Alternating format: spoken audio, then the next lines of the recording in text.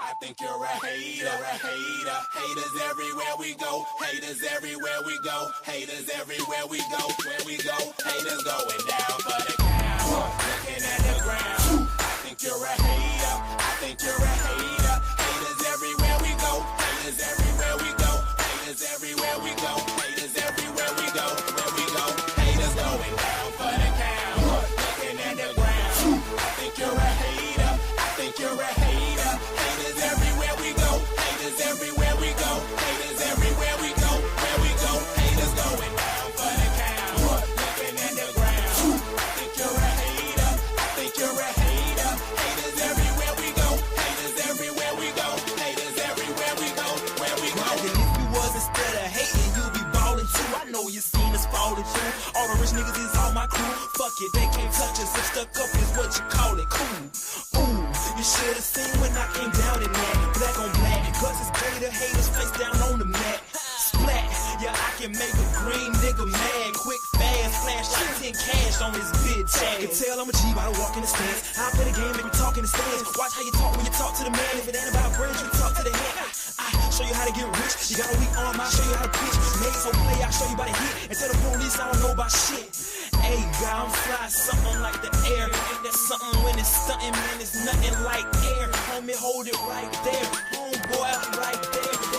Haters going down for the count, looking at the ground. I think you're a hater, I think you're a hater, haters everywhere we go, haters everywhere we go, haters everywhere we go, where we go, haters going down for the count, looking at the ground. I think you're a hater, I think you're a hater, haters everywhere we go, haters everywhere we go, haters everywhere we go, where we go. I got one in the back, I got one in the front. I make them do what I say. They tell me say what I want, I tell them get your money, girl, and just stop breathing. Cause if it ain't about that dough, it ain't about me neither. See a gangster like myself, I get that paper and women. Man, your woman probably out there with some paper to give me. Listen, you're looking at a real pimp, ask my old women. And they'll tell you no remote, I control women. I'm a whole load, put me in the game, woman. If he ain't paying, then he shouldn't be playing. I'm saying, broke dudes only make jokes funny. I make more than I can fit in this quote, honey. Unquote, come sun soak with me, ma. Fly you down here and lay you up in my beach house. Haters going down for the count, looking at the ground. I think you're a hater, I think you're a hater, haters everywhere we go, haters everywhere we go, haters everywhere we go, where we go, haters go. They want that smoke, bitch, I got it for 'em. They want that smoke, bitch, I got it for 'em. They want that smoke, you know I blow it. They call me Sunny Monster for a reason. I'm really dripping, leave a nigga bleeding. I get the squeeze and leave a nigga. They want that smoke, bitch, I got it for 'em. They want that smoke, bitch, I got it for 'em. They want that smoke, you know I blow it. They call me Sunny Monster for a reason. I'm really dripping, leave a nigga bleeding. I get the squeeze and leave a nigga bleeding. Raw Molly got me all up in demon mode. Mouth moving like I done put clean in my nose. Tryna catch me up, I can leave with some hoes. He standing straight up, watch I make him lean with this pole. Would've thought it was closed, how that heat made him fold. Thought it was a game, he won't think no more. His brain's gone, nigga. It be exciting when I get to striking. Guns sound like thunder, hit you like lightning. Fight for your life, we don't do no fighting. We really hit it, nigga. We worse than savage, they calling us Vikings. Police be riding, we still be sliding. Told you we hitters, remember the time. They want that smoke, bitch, I got it for 'em. They want that smoke, bitch, I got it for 'em. They want that smoke, you know I blow it. They call me Sunny Monster for a reason. I'm really dripping, leave a nigga bleeding. I get the squeeze and leave a nigga bleeding. They want that smoke, bitch, I got it for 'em. They want that smoke, bitch, I got it for 'em. They want that smoke, you know I blow it. They call me Sunny Monster for a reason. I'm really dripping, leave a nigga bleeding. I get the squeeze and leave a nigga bleeding. Hop out and leave them holding like the Bible. AR-15, that's a high-power rifle. A in the army and assassinate rivals. Break that shit down, nigga. AK to anybody kill. Hop out, get the drilling and spilling. Stay on point, 6-2, gon' split 'em. FN, that's for any fuck nigga. You a plug, then I'm pulling up, nigga. You my lunch, eat these bullets for dinner. 5.0, eat 'em up, eat 'em up. SK, smoke killer for show. Drum rounds and cripple ops, Draco. I got them all, you don't want no. I got all those shit, nigga. They want that smoke, bitch, I got it for 'em. They want that smoke, bitch, I got it for 'em.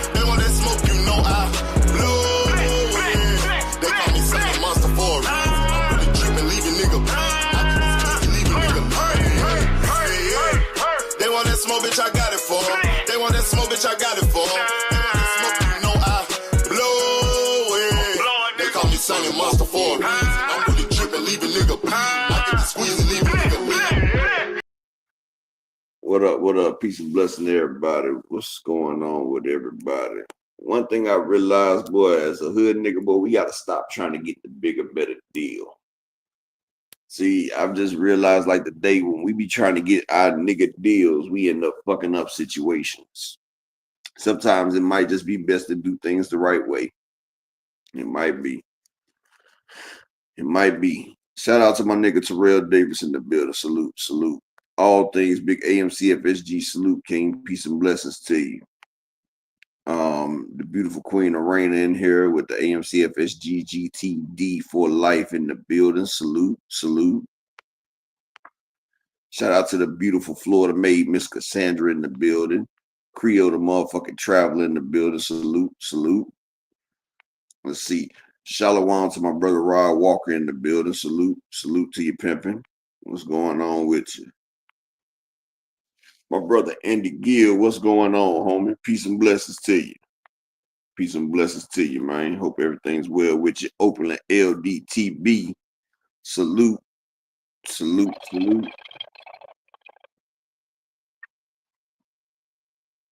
Shout out to my brother Fight Game in the building. Salute to my brother Fight Game in the building. Salute. In the building. Shout out to the Jab Queen in the building. Salute, Queen. Peace and blessings to you. And let's see. Shout out to my man Alan Sostain in the building. Salute, King. Peace and blessings to you. In the building. Salute. Lee Jackson, what it do, homie? Peace and blessings. To you, bro. Shalom to my brother, Mr. Altruistic in the building. Salute, King. Peace and blessings. Zulu Line, what it do, homie? Peace and blessings to you. And salute to everybody. But I just realized a lot of time as men, boy, we be fucking shit up. We just fuck shit up. Like, I was trying to get some shit done, and instead of doing shit the right way, and I said I tried to do shit the right way, and I fuck it up. I just be fucking shit up.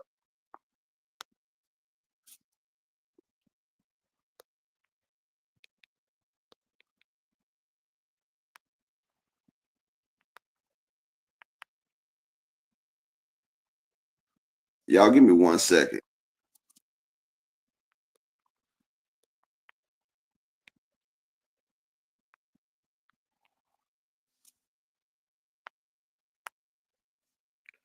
All right, shout out to my brother Brian the King Falcon in the building. Salute, King. Peace and blessings to you. Salute. But yeah, like I realized we end up fucking shit up. We fuck shit up.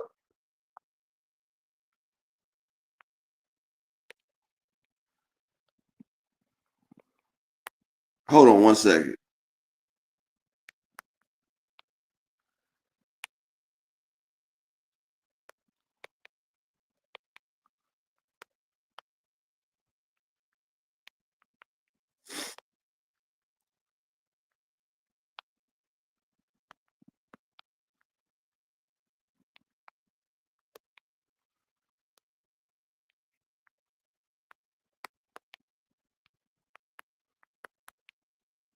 All right.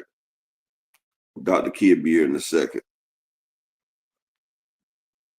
But shout out to my nigga Marquis Big AMC FSG, my nigga Mike Rhythm in the building. Salute, King. Peace and blessings. Yeah. So we've seen a lot of shit. But yeah, what I was saying is sometimes, man, we might want to let the women take the lead because us as men, we swear we know the best. We know the best way to do shit. And it don't be right. That shit really don't be right. And we end up fucking up. But salute to everybody, man. Peace and blessings. Hope all is well. Dr. Kid be here in a second. But yeah, so Shakur got that heat. But yeah, like we end up fucking shit up, man. Like trying to go for the deal, that's where shit fucks up at when we try to go for deals. So I'm gonna just let y'all know, might as well do shit the right way because shit don't really go out. Like me, I be fucking up because I be trying to do shit like instead of doing shit the correct way, I be trying to get like deals and shit. And I've noticed the shit don't never go the way I plan on going. Like I try to daggone talk to a daggone dude at the daggone car shop and try to go around the nigga and shit just don't go right. So I guess maybe it's God punishing trying to daggone stop motherfucker from doing corrupt shit, but I don't know, man. That shit crazy. Maybe I should just try to keep shortcuts, man. I just realized the more I try to do shortcuts, the more I pay for that shit, dog. Maybe that's a lesson in itself, bro. Like maybe we should just listen to women and let them run the shit the way they supposed to run it, and we just fall back because, like I say, we be trying to do shit the easy way and shit. Yeah, karma's a motherfucker. Shit just don't go the way I keep trying, bro. And I be trying to do shit, but I be trying to do shit and do it with the minimum amount of effort. And then when the shit don't go right, it be having me looking stupid as hell, man. Like for real. Like that shit crazy. But you know, guess I gotta figure out and get it done right. But yeah, I'm gonna just tell you like that. Sometimes it's best just to do shit the right way instead of trying to cut corners, man. Because whenever you cut corners, you're gonna always look stupid after the shit's over with. So ain't no use of trying the shit. That's just little words that I got right there from the bullshit that I'm going through. Because I've been trying to cut corners. And you would think I've learned because I've been trying to cut corners all my damn life. So sometimes you got to grow the fuck up, bro. Because this shit's really getting damn, it's getting old. And you name it so many times you can keep apologizing, bro. Yep. Ain't no way around the process. That's what somebody told me, Rod. And I understand that shit now.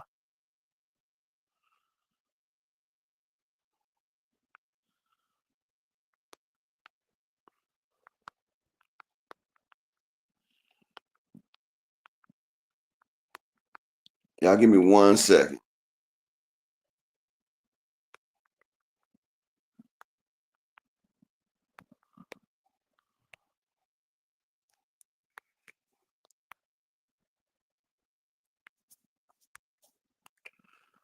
But yeah, salute to everybody right there.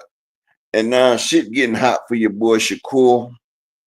Shakur's in a lot of shit right now. Like shit's going from Shakur from the east, the west, the north, the south. You got at 140, you got Mercado trying to fight him. You got Oshaki trying to fight him in the south. You got motherfuckers on the east and the west trying to fight him. Like Shakur Stevenson, he gonna have to be the bad man that he say he is. Shout out to David Hussein and shout out to my man Fight Game. Either he gonna be the bad guy that he say he is.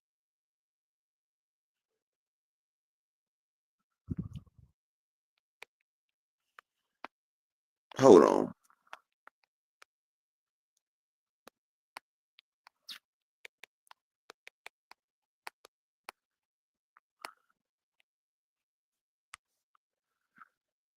Yeah, so yeah, your Fight Game said your mom told you anything that's easy ain't worth getting.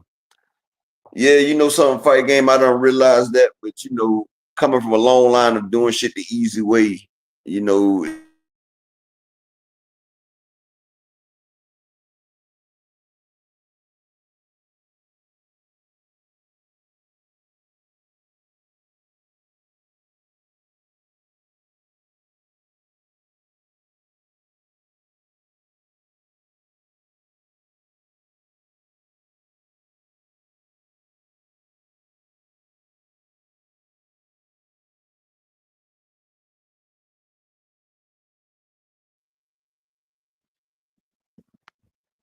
Yeah, so like I realized like a lot of times I messed up and motherfucker, you gotta grow. And shit, I've been messing up because I keep trying to do shit the easy fucking way. And the easy way is not always the best way. I just be looking stupid sometimes.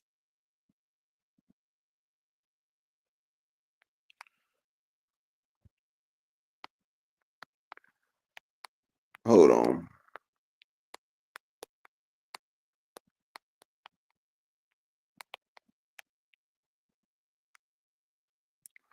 But yeah, like I was shout out to Cal Cooley, Alan Sos thing. But like I said, when you do shit the easy way, you cut corners, shit don't go right.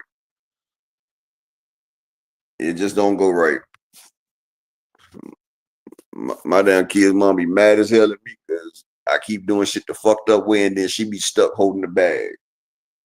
And I be fucking trying, but I gotta do shit better, man. I gotta do shit better. Matter of fact, might as well let her do the shit, and then I just sit back. That way, if anything go wrong, it'll be on. You know, she can't blame me for the shit because you know niggas we always do shit the shortcut way, or trying to get the damn deal and shit don't always go. That's that hood mentality. We got to get out of that. Trying to get the shortcut and trying to get over on shit all the time, like that shit just doesn't work.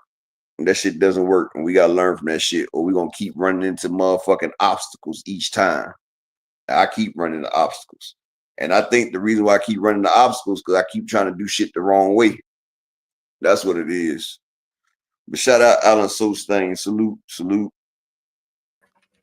salute. Dr. Key in the building. Salute, salute.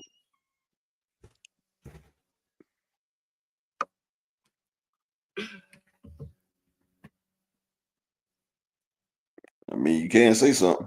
Oh, sorry. I didn't know you said anything. I had walked away. Hey guys. Happy Tuesday to everybody. I hope y'all having a wonderful day. Shout out to Upper and his family. Shout out to everybody. I'm dedicating my portion of the show to happy birthday to one of the greatest musicians and performers of understand why people overlook the great Stevie Wonder when they're naming the greats. Okay, when they have this Mount Rushmore, it's like y'all know a lot of people have been sampling Stevie Wonder's music for several decades. So happy birthday to Stevie Wonder. And I'm sorry if you guys hear any noise in the background. They are working, doing some construction outside. So I I thought apologize. that was Andre 3000 on your picture. No, that's Stevie Wonder. Nope, it's Stevie, the incomparable Stevie Wonder. Salute everybody. How y'all doing? Hey Alan, hey Terrell, thank you, General. Hey, all things my right hand. Salute to my girl Arena. Hey, Fight Game. Brian, the king of the chat. Hey, Rod. Thank you for the message, Rod. I really, really appreciate that. Let's get to it. Of course, if I did not say anything, as soon as I see you comment, you know I got you. Hey, PGH Big Dog. Hey, I said it right today, PGH. Normally I say PB, but I said it right today. But yes, let's kick this off up. I don't know if you wanted to conclude or finish up what you were saying prior Oh to me. no, go ahead. No, go ahead. Thank you, Terrell. Thank you. Oh, it's your Um, birthday today? yes. Well, happy born day, even though you ain't supposed to celebrate that shit. Okay, well, I'm gonna celebrate it. Thank you. Hey, I Andy. mean, you know. But let's kick it off, y'all. Thank you guys so much. Thank you, Fight Game. They're coming, they're coming. So let's kick this off with some boxing talk. I don't know what y'all was talking about before I got here. But my congratulations are in order for Manny Pacquiao. He will be fighting Mario Barrios. He did lose the senator election. So I guess it's like a bittersweet moment for Manny Pacquiao. You know what I'm saying? Like he lost, but he did I guess he still gained because not only is Manny Pacquiao fighting Upper and Chat, but Manny Pacquiao name is making their rounds. A lot of people are upset about this. Manny Pacquiao, as far as sanctioned fights, have not been in a ring since like what 2020 2022 was it, or 2021, one of the two. He And hasn't he been the in a main ring event. in years. And he the main event for a pay-per-view, ain't he? Yes, but the thing Told is, you. a lot of people, no. That's still being worked out. I think so, but that's still being worked out with this whole Golden Boy deal, which we'll get to. But man, the reason why a lot of people are up and uproaring right now is that Manny Pacquiao is officially listed number 5 in the WBC for 147. And a lot of people feel like, why is this possible? How is this possible Um, when he well, hasn't Joe fought Cord, God's well, known? Joe Cordina, Joe Cordina got knocked the fuck out face down at 130, and then they had him in the top 5 for Shakur at 135. So they weren't complaining about that bullshit. So what the fuck is the problem? I know that I definitely get it. I feel as though because Manny has brought so many eyes, attention, and of course, what they all care about the revenue to boxing. People like Manny Pacquiao are going to get first dibs on a lot of things. And he still does have a very strong fan base, as we have seen. Thank you, Andy. I really appreciate it. Thank you, Ty. Hey, Thrill Hill.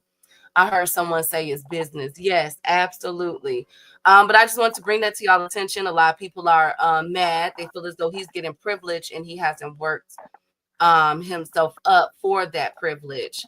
But I do Do want they to say, think Joe Cordina? But do they think Joe Cordina worked himself up?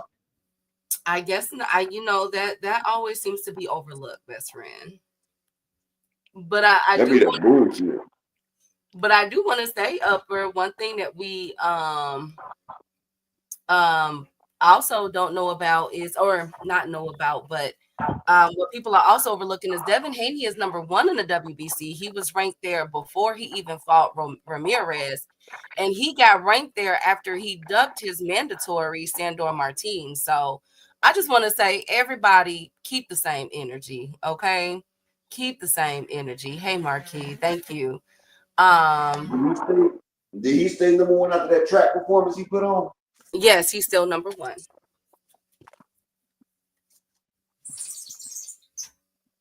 Well, if he didn't lose position from that bullshit, then can't nobody say shit there. Yes, absolutely. DLS duck ranked number 13 in the WBO, and he inactive for 2 years, but ain't cool. But it ain't cool for Errol. Exactly, GM. Like, oh yeah, we gonna call it out. I knew y'all would get it. Why they sanctioning Keyshawn versus De Los Santos?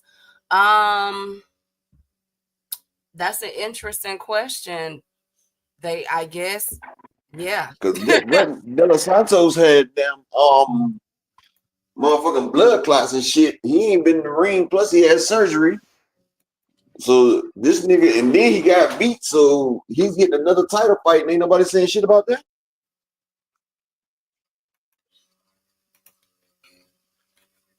That is true. That is definitely true.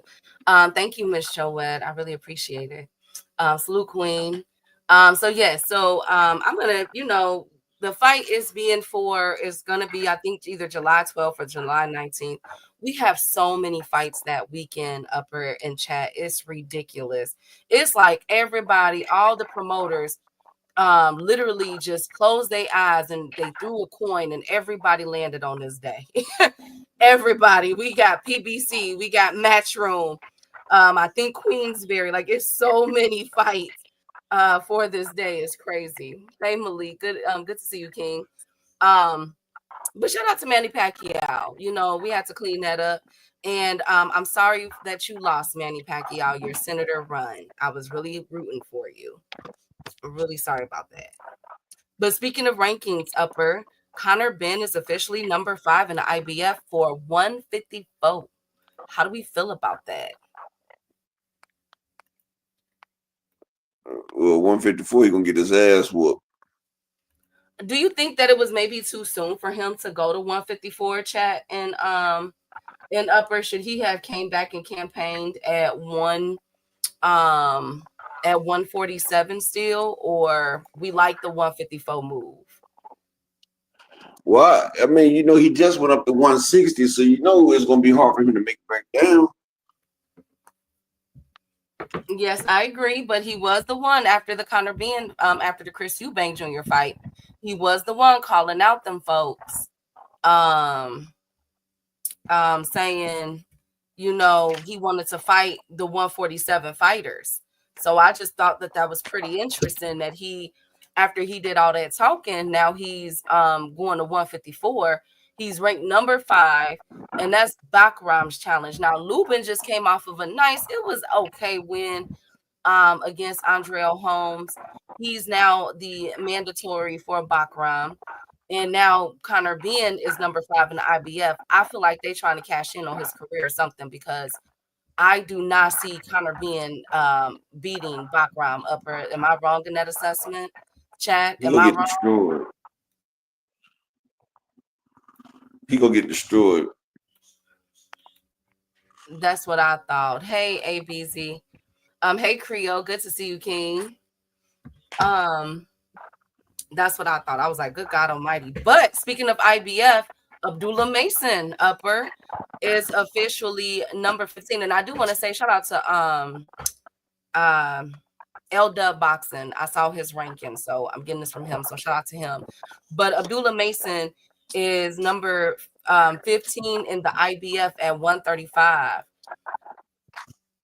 Now, who holds that? Lomachenko. Now, as we all know, Raymond Moratala is officially the interim, and Andy Cruz fights in a couple of weeks upper for the to be a Mando to that. Now we have it looked like it's scary hours for these boys and these sanctioning bodies with Abdullah just creeping in like this. Up, what you got? Well, you know, Abdullah, we know Keyshawn ain't trying to fight Abdullah because he can't beat him. And it look like he don't want to fight Andy either. But it's funny that he'll pull De Los Santos off of 2 years of not fighting and fight him. Shit crazy. Yes, it is. It's absolutely insane. I like it though. Let me just say, like how you move, and I want to take some time to give Abdullah Mason his props. At the beginning of the year, because y'all know Abdullah Mason fight every 72 days. At the beginning of the year, well, really late last year, Abdullah a point to state that they were coming for a belt.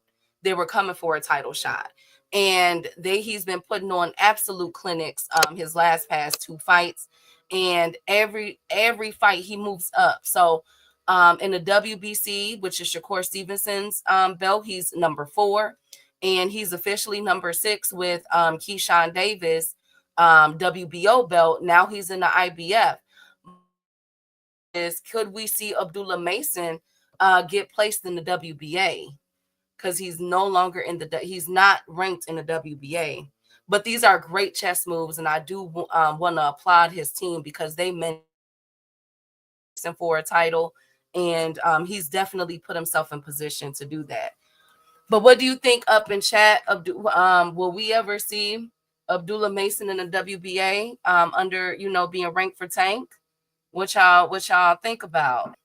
I mean, that's a big fight, but we don't know if they're gonna put him in that situation right there. You know, Top Rank like to keep everything in house and everything, so who knows? Yeah, let's see. Thank you, Mr. Altruistic. Hey Zulu. Kishana just part of that Bud Buddy. Oh Lord, here y'all go, cutting up already. Yeah, he is staying active, and that's what I respect about Abdullah Mason. And I do respect the fact that out of all these guys, man, Abdullah said, his team said, he said, everybody was one band, one sound. And they said that he was coming for that belt. He was coming for ain't no brothers in this. You know what I'm saying? He want to fight everybody. And he's officially ranked 3 out of the 4 sanctioning bodies right now. So big ups to Abdullah Mason. It would be Hey, give very me like 3 minutes, Ski. okay. It'll be very interesting to see how this Andy Cruz fight play out and where they move Abdullah Mason, because Abdullah Mason is making his return. If I'm not mistaken, on the Keyshawn Davis undercard, if I'm not mistaken. I could be wrong though. But he'll be fighting soon, y'all, in the next few weeks. Y'all know that.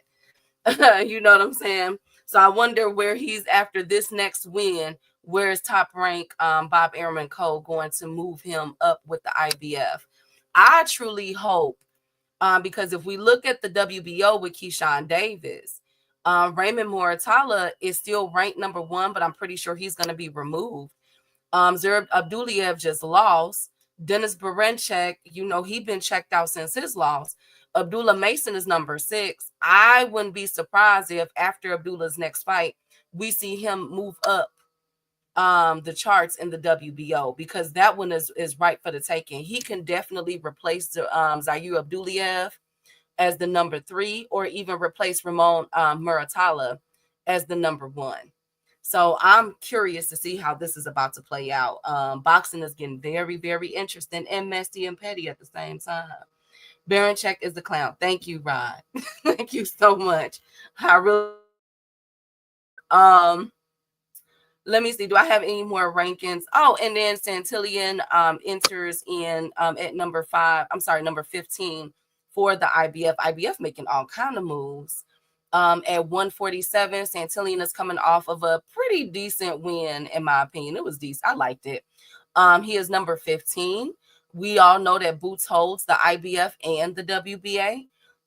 So I'm curious to see who Giovanni Santillan is going to take on. I prefer Alexis Rocha or somebody. Like, come on.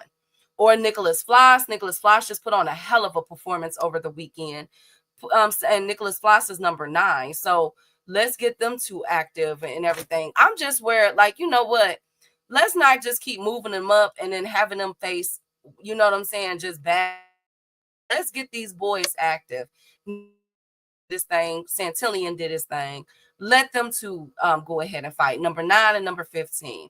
Or even Patty Donovan or something. Alexis Rocha, who's been eerily quiet lately. Let's see these guys, you know what I'm saying, bang it out for us, Chance. Santillan is mediocre. Yeah, it wasn't, I don't know, Rod. I wasn't really impressed. Was y'all over the weekend with his fight? I wasn't really impressed with him. Muratalla versus Mason would be a good fight. Muratalla feels that sweet. Yeah.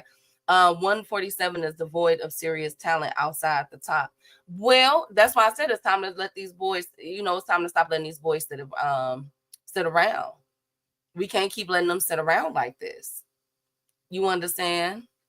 Like, we can't keep letting them sit around. Like, it's time to get these boys active, man. Like, Nicholas Flies is holding his own. Who else been holding their own?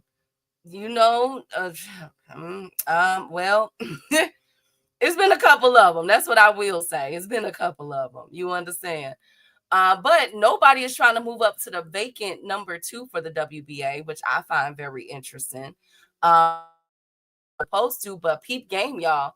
Ryan Garcia is number 3 in the WBA, and Devin Haney is number 4 in the WBA. Boots holds those titles. So I'm wondering what's going on with this, because Turkey did an interview recently.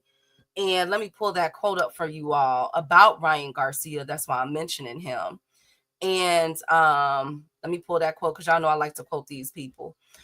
He says that he is going to be in talks with Ryan by either this week or next week. And they will have a clear understanding, basically, of if Ryan Garcia is going to face Devin Haney in October, or will he be pursuing a tune-up first, a tune-up fight. Now, what's wrong with this statement? There is 2 things wrong with this statement. I couldn't wait to read this to y'all, tell y'all what was being said. Muratalla versus Key to unify top rank and winner. Andy, I like that. Miss Joelle B. Oh yes. Oh, I want a cheesesteak. Why y'all mention that? I'm hungry. I haven't eaten nothing since Sunday. I want a cheesesteak. Because I've been on the go. Hey, Dragon, good to see you, King. Rematch for Rolly. They didn't mention Rolly. They said a tune-up. Or, which I get what you're saying. That's one of the problems. Yeah, we could put, so that's 3 problems. He not trying to get it back in blood with Rolly. But here's my problem with it, y'all. To the most incredible chat on YouTube, man. This is my problem with this whole statement of what Turkey is doing. Number 1, wasn't it not Ryan Garcia and them talking about tune-ups? Who needs tune-ups? Remember that he's going for all the smoke and everything. So now all of a sudden, ain't no uproar about Ryan Garcia saying that, that they might possibly give him a tune-up fight. That's my main thing. And then number two, why is so much effort with Turkey being put behind Ryan Garcia and not Devin Haney? Because now hear me out. There's a lot of stuff, that's being revealed, still being revealed about that last week card in New York City. That's just like the gift that just keeps on giving, right? There's all these rumors about somebody being pushed, elderly woman, and fighters are still, putting out whispers about, their experience with the fight card and everything else, right? But after the fight, one thing that I saw with my own was was Turkey. He put up a flyer, a post about Ryan Garcia, and said basically saying you will be back stronger next time. You know what I'm saying? And really coddling Ryan Garcia, but he didn't do that with Devin Haney. And now he's having a conversation with Ryan Garcia, and he's basically asking him, Ryan, do you want to tune up or do you want to fight with Devin in October? What? No. Turkey, you told us boxing fans that the rematch was signed. Am I right or am I wrong? Hey, Devontae. Hey, Desmond. Am I right or am I wrong? Did he not tell us that the rematch for Devin Haney and Ryan Garcia was done? That they were going to fight? And one of the stipulations was the lawsuit being dropped and he was going to pay them both substantially? Who remembers last week that post that went out that said that Devin Haney and Ryan Garcia, I think Devin got 10 million and Ryan Garcia got 20 million for last week's fight? Who remembers that? So if all of this stuff is already worked out and the money is there, because that's what you're pretty much telling me with putting these purses out. If the money is there for you guys, why would Ryan Garcia need a tune-up? There shouldn't be any other further discussions. Face Devin Haney in October, sir. Like, okay, am I wrong? Turkey sees Ryan as a piece of man candy. Thank you, Ryan. Some things are obvious what Turkey be doing. Hey, GM, Turkey be capping. Turkey is broke back. Rod, Turkey fixing fights too. I will allegedly. There's something going on. I definitely will say that. But I just wanted to really bring that out because I felt like that's kind of hypocrisy. I'm starting to see the favorites. I really want y'all to really, grasp this. If you don't grasp anything else, really focus on this. When AJ got knocked out by Dubois, Turkey did the hand signal across his neck to cut the camera because he was pissed. Who remembers that? I do. I will always remember that. Because AJ is one of his favorites. We saw the robbery with Sherez. That's, you know what I'm saying? With the draw that Sherez got beat up on. We see another favorite in Bacoli. You know what I'm saying? So I'm venturing off, and I think it's safe for me to add Ryan Garcia as a favorite for Turkey as well. Because I'm seeing what he's doing with these other fighters, and he's doing the same blueprint with Ryan Garcia. And if I'm Devin Haney and Bill Haney, you need to move accordingly with that. Because obviously your best interest won't be at heart if they were to rematch, and if it's a close fight, don't be surprised if it's a draw, because that fight is going to be in Saudi Arabia. You understand? It should be, at least. Far key, that fight needs to happen ASAP, more like August. Well, what they were trying to do, Andy, first they were floating around the idea of putting it in an American card, undercard, undercard, or either headlining in Saudi. Well, since both Devin and Ryan stunk it up, hey Slogan, last week, now that they're pretty much moved that to an undercard, like a co-main or a co-main event. But I do agree with you that fight does need to happen sooner than later. AJ brings money in the UK. If you bring in money or if he don't think you can bring money, he not messing with you if you're black. Well, what is the point of Bacoli then? Why does he have such a connection with Bacoli? You see what I'm saying? Like, I just think he has his favorites. I'm not gonna lie to y'all. I just think that Turkey has his favorites, and I think that he's trying to position for a black heavyweight to be champion. That I think, like, I really feel that way. Dev needs to go to PBC or Top Rank and stop trying to be his own boss, because that ish ain't working for him. I feel you. Bull don't give a F about his son. He only cares about the money. Thank you, Alan. He's more on Buzz side than Canelo. Exactly. That's another one of his favorites. Another one of his favorite is Bud Crawford. So I'm just peeping game. I'm just peeping game because I find it very interesting and odd that you go through all this trouble with the whole Devin Haney and Ryan Garcia lawsuit, and it's almost like he is coddling or catering to Ryan Garcia at this moment instead of doing both parties, making sure both parties are cool. This is like the second or third post I've seen him post put up about Ryan Garcia, and I'm just like, yo, you made a deal with Devin too, right? That's all I'm saying. I don't like that.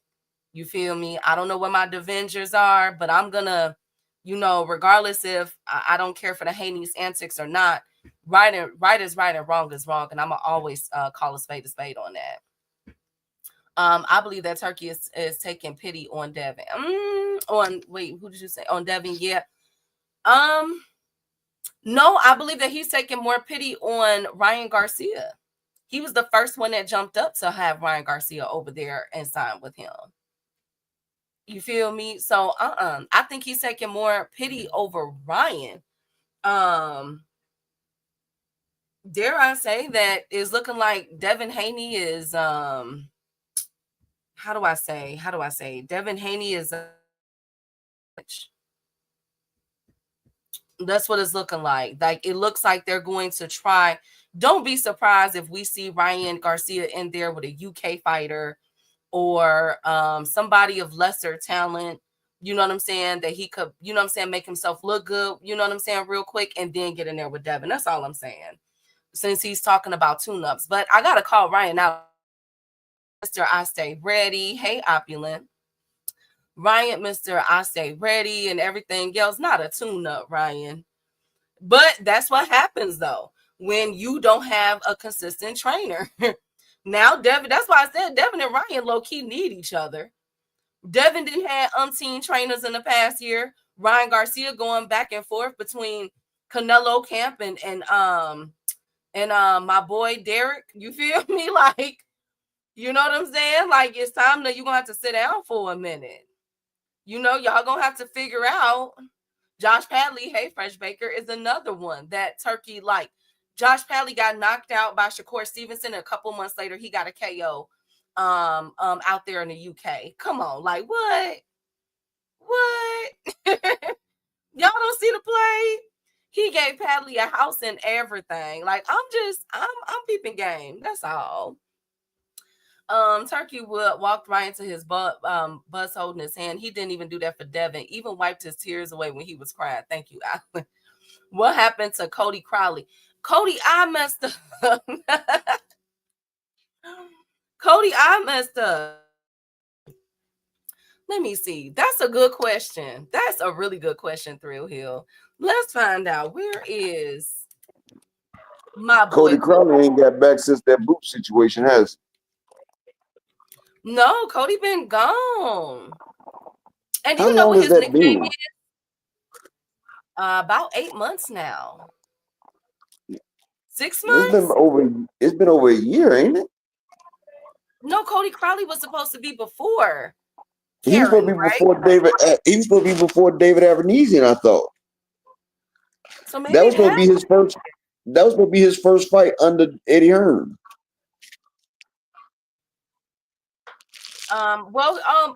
Nope. Well, Cody Crowley, I hope he.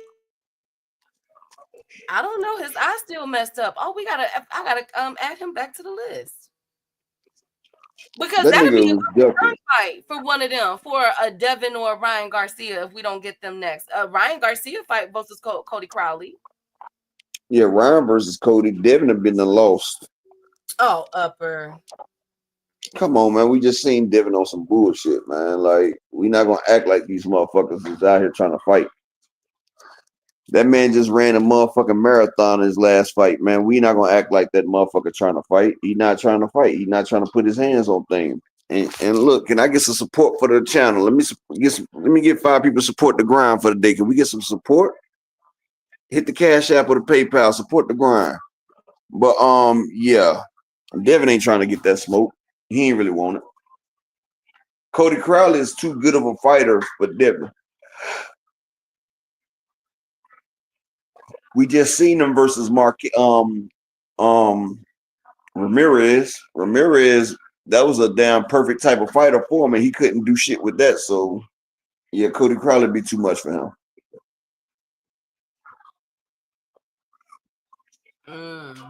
Well, let's see. Well, I don't know where Cody is. Canelo signed a 3-fight deal with him for way too much money. He invested in Canelo. Well, I mean, let's see how invested he is after September, which we're gonna get to, because I am very disappointed in this fight already. Already is some BS going on. And please don't, please don't, y'all. I'm not saying y'all, I mean Dana Well, White. he signed a 4-fight deal with Canelo for $300 million. So, oh yeah. Well, I just hope that they don't fumble this fight as well, because godly, it's just getting ghetto by Which the minute. fight? Canelo and Bud fight. I'm gonna get there. They fumbling this as well. Upper. It's really stupid what's going on. It really is. Now let's get into, speaking of Boots Ennis and 147 division. Brian Norman Sr. Upper is on his campaign trail, and he's putting in some providing some context to what's going on. So Eddie Hearn Upper in chat did an interview yesterday where he said that they sent Brian Norman another contract. But yeah, he Brian, said after the Jen Sasaki, he don't want to do nothing after Jen Sasaki. correct. So Brian Norman Sr., people, with the backlash he faced for that, he's now saying on Mill City, shout out to Mill City, he's now saying that we don't do that. We've never entertained another fight while we have a fight right in front of us. We will get to y'all, once this fight is completed, and that they're not ducks, that he don't understand. Like, basically Eddie and them is doing this for show. And Well, Tank did it when he did with Tank and Hector and Ryan Garcia. He had all them set up. Remember, he had the Hector Garcia and the Ryan Garcia fight set up back to back. I know, but not everybody move like that. You comparing, Brian Norman to a, Tank Davis, 2 point of times in their career. That's when Tank like really catapulted. Brian Norman, it won't catapult until after, if he beats Boots. That's like gonna solidify his career. And I get that, because look at this. Let me play devil's advocate real quick. Look at this though. They were putting out that Ryan Garcia was supposed to face Boots after he beat Rolly, and they were in negotiation, trying to get that fight get lined up. I told you that wasn't gonna happen. And Ryan ended up losing the Rolly. So sometimes, I mean, it's a good thing and a bad thing. I told you, Ryan wasn't gonna fight Boots anyway though. Like, that man is too high of a commodity to feed to a Jerome Boots Ennis. That wasn't gonna happen. Well, they weren't about to feed that man to Jerome Boots Ennis. Boots is not the star that Ryan is, and you seen what Henry Garcia and them said when Eddie said we got Boots. He was like, hell no. So that wasn't gonna happen regardless. That was just like a publicity stunt. I don't understand what they was doing, because that shit wasn't gonna happen. Well, I can't put the publicity stunt up because the WBA officially has Ryan Garcia ranked number 3 at 147. He was not ranked there. And Devin Haney is number 4. Well, Ryan was going for the WBA, and Boots Pop standing on his ass. Now Ryan might be going for a different belt. Well, first we got to see if Ryan is going to get a tune-up first, or if he's still going to face Devin Haney, according to Turkey Al-Sheikh. Let's see how that go. You feel me, Upper? Let's see how that go. I'm not sure what's gonna Yeah. happen with Brian. But I just had to make fun of Brian. But anyways, back to Brian Norman Sr. Upper. Do you guys call cap or fact? Do y'all understand where he's coming from? That Well, he I don't understand that he doesn't. They don't want to fight Jerron Boots Ennis. I understand that, and they're Upper not he going said to. that he will, just not why he got a fight lined up.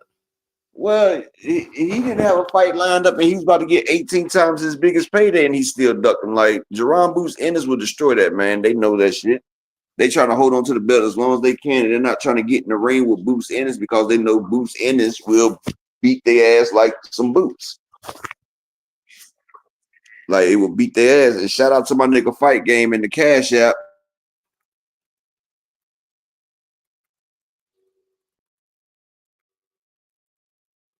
Upper, you there? I didn't know if you were. Fight Game, he say fight Game with the $5 holler. He say if we ain't grinding, we ain't lit. Salute to my nigga Fight Game. He always come through and let me get 4 more people to support the grind for the day. Can I get 4 more people to support the grind for the day? But yeah, we not grinding, we not living. But yeah, Boots is an anomaly. Like that man has that whole division on lockdown right now. Ain't nobody about the damn do that. That's like the time when I told my a long time ago. I told my girl Tay, I was like Earl Spence about to do this, and she was like, "Well, Bud something," and she had said something about Terrence Crawford. And that same day, I'm looking at her, and Earl Spence get his ass whooped by Bud. So you know what I'm saying? But Boots has like a whole different but she got a lot of things. Like she say stuff and shit just, like she like, I call her Psychic Friends Network. But like one thing about it, Jerron Boots Ennis, he has the spirit with him. And Jerron Boots Ennis is beating the shit out of people. He's also 5'10", he fast, he fights with both hands. Motherfuckers ain't trying to see him. Motherfuckers is not trying to see him.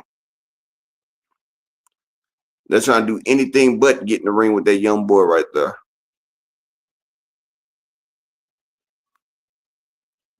Absolutely. That's going to be very, let's see how they line this up. But what we do know is that Boots will be back probably in August or September. He is fighting his mandatory because y'all know them belts not playing no more. He will be facing, so far what I'm hearing is Chakram, who was on his undercard, which makes sense. So after that, both him and Brian Norman have fights lined up. So it looked like if they were to fight, we won't be seeing that fight till at the end of the year, probably like around November. Yeah, about November, December. So let's see how they do. So they definitely running from that fight. Lord Andy, y'all just next up. Why didn't they fight since Sasaki in the US? They should have the leverage as the champion. So Brian Norman Jr. said that he is welcoming that. He wanted to go to Japan to fight Jin Sasaki, to be in enemy territory. You know what I'm saying? Like that's what he's saying. Like he's not opposed. He's saying that because if they would have fought over here, they would have been on the undercard. Because he doesn't have the name to carry an American pay-per-view or American fight card. He is basically a nobody. So he's going over there because Jin Sasaki has a name. And if he fights over there in Jin Sasaki's territory, they will at least be the main event. Japan will give Jin Sasaki the respect to make him a main event. And that's why Brian Norman and his dad are going over there. They don't want to open up for females no more. Lord Upper. I mean, you remember their last fight, they opened up for a female. Michaela Mailer and them. Yeah, I understand that. So let's see. Hey Price Boy. They did for the money. Yeah. Hey Aunt McQueen. Is the name. Yeah. I feel you with that. And shout out to the VPN General Alan Sostain in the Cash App with the $5 holler. He say supporting the grind. That's the VPN General right there. Salute to my man Alan Sostain.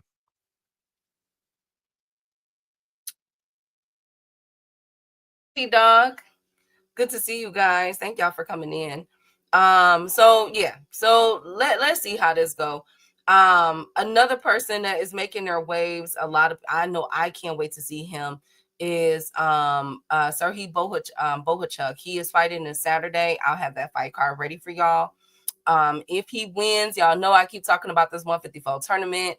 Please, boxing gods, let this happen. Now that we got Top Rank and Golden Boy, my God, please come on, let this happen for me.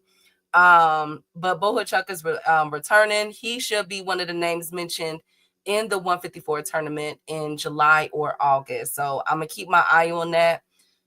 Hey to the beautiful Queen 2 Cents. Make sure I subscribe to her channel. Social media turn these fighters into fools. Got it. Also subscribe to Jab Queen Boxing, aka Miss Ty. Y'all subscribe to my girl channel too. Now speaking of subscriptions and everything, Edgar Berlanga card versus Hamza Sherez. So at first I heard that it was supposed to be he was trying to have a Central Park fight. Let me close this. Lord, they so loud. They were supposed to have a Central Park fight. Now that it's being moved, another idea is going to be at the Louis Armstrong Stadium, which holds 14,000 seats. Why, Turkey? Why, Turkey? This fight card is no, don't get me twisted. This is a hell of a fight card. Okay, probably one of my most anticipated for the summer because I'm a hardcore boxing fan. But as far as the appeal, I don't know what the heck. Now, the Boricuas and the Boricuas might show up, you know what I'm saying, for Shakur Stevenson and Edgar Berlanga because they both Puerto Rican. And you know, that 14,000 seats. It's in New York. What do y'all think? Shout out my brother Ron Walker in the Cash App with the $4 holler. He said completing the process. What do y'all? We over just have it at a regular price. Turkey is such a dumb thank you with these plans. Oh, with respect to Norman and Cuevas, Michaela Mayer, Sandy Bryan was probably the most viable fight on that card. They deserve to headline that night. I loved it, Aunt McQueen. Brian Norman ain't big enough of a star to carry Cuevas. Absolutely. Brian Norman ain't big enough a star to carry himself. They don't claim Shakur in Puerto Rico. Thank you, Rob Walker. Well, the question is, They call him Boricua una Nestada. Well, yes. My question is, Upper, with the 14,000 seats for this Edgar Berlanga and Hamza Sherez at this stadium, and the way that Turkey promotes and markets his fight, is this a disaster waiting to happen? Man, Turkey has shown you that he's not been able to make a successful market yet. Like every fight that he does has ended in disaster. Like he needs somebody that could with some business acumen. Like the man doesn't know shit about marketing fights. Like the man just did 400,000 pay-per-views with a Canelo Alvarez, a Ryan Garcia, and a Naoya Inoue card. These three cards. 260. Huh? It was he said 260 globally. Well, that's even worse. That's even worse. I was trying to give him a couple sales, but 260 globally with the type of stars that he has right there, like he shouldn't be nowhere near a boxing analyst or nothing. Like that right there, hell, Oscar couldn't have blew that snorting powder. Like Oscar, like, man, you done fucked up the snorting money. For real. Thank you so much for that, Upper. If Brian wanted to be a star, he would fight a star. This generation is confused. Oh, make sure y'all subscribe to my boy Ant channel with the Casuals Corner. He had Eminem and still couldn't sell out. Or y'all got memories like an elephant.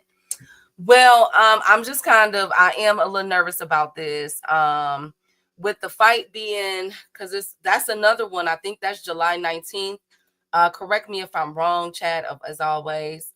But 1, 2, 3, 4, 5, 6, 7, 8. We are about 2 months away for this fight, and we're trying to figure out the stadium. 14,000 seats, upper in chat. Where should the pricing start at if it was to be at this Louis Armstrong Stadium in New York? Where should the pricing start at? Hey, Teach.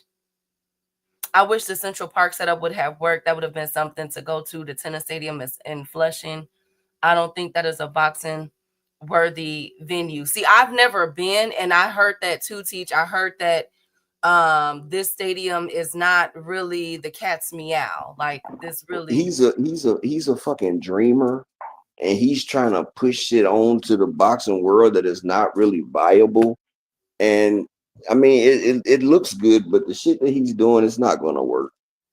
It's not gonna fucking work. I mean, it looks good on paper. Yeah, it looks good on paper, but the shit that he's doing, he's just squandering resources. That's all he's doing is squandering resources. Yeah, it is. It's at the National Tennis Center in Queens. It's July 12th. I keep saying July 19th. Forgive me, y'all. It's actually July 12th. Yeah, that's what Venus and Serena used to practice before they went to Cali. So I'm not. You know what? I concur with Teach. You should have just had it at Central Park.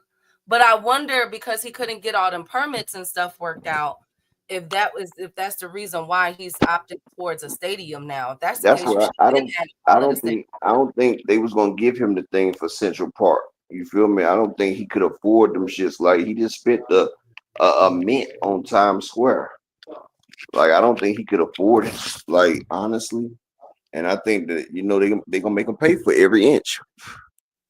You feel what I'm saying? So like Central Park is huge anyway. Like Times Square, he made it happen. I didn't know how he was gonna make Times Square happen, but he made it happen. But Central Park, it's a whole different wild upcunder, a whole synonymous. And so he's not gonna be able to do that like he did that. It's just not gonna happen. Turkey All Shitty just he messing shit up.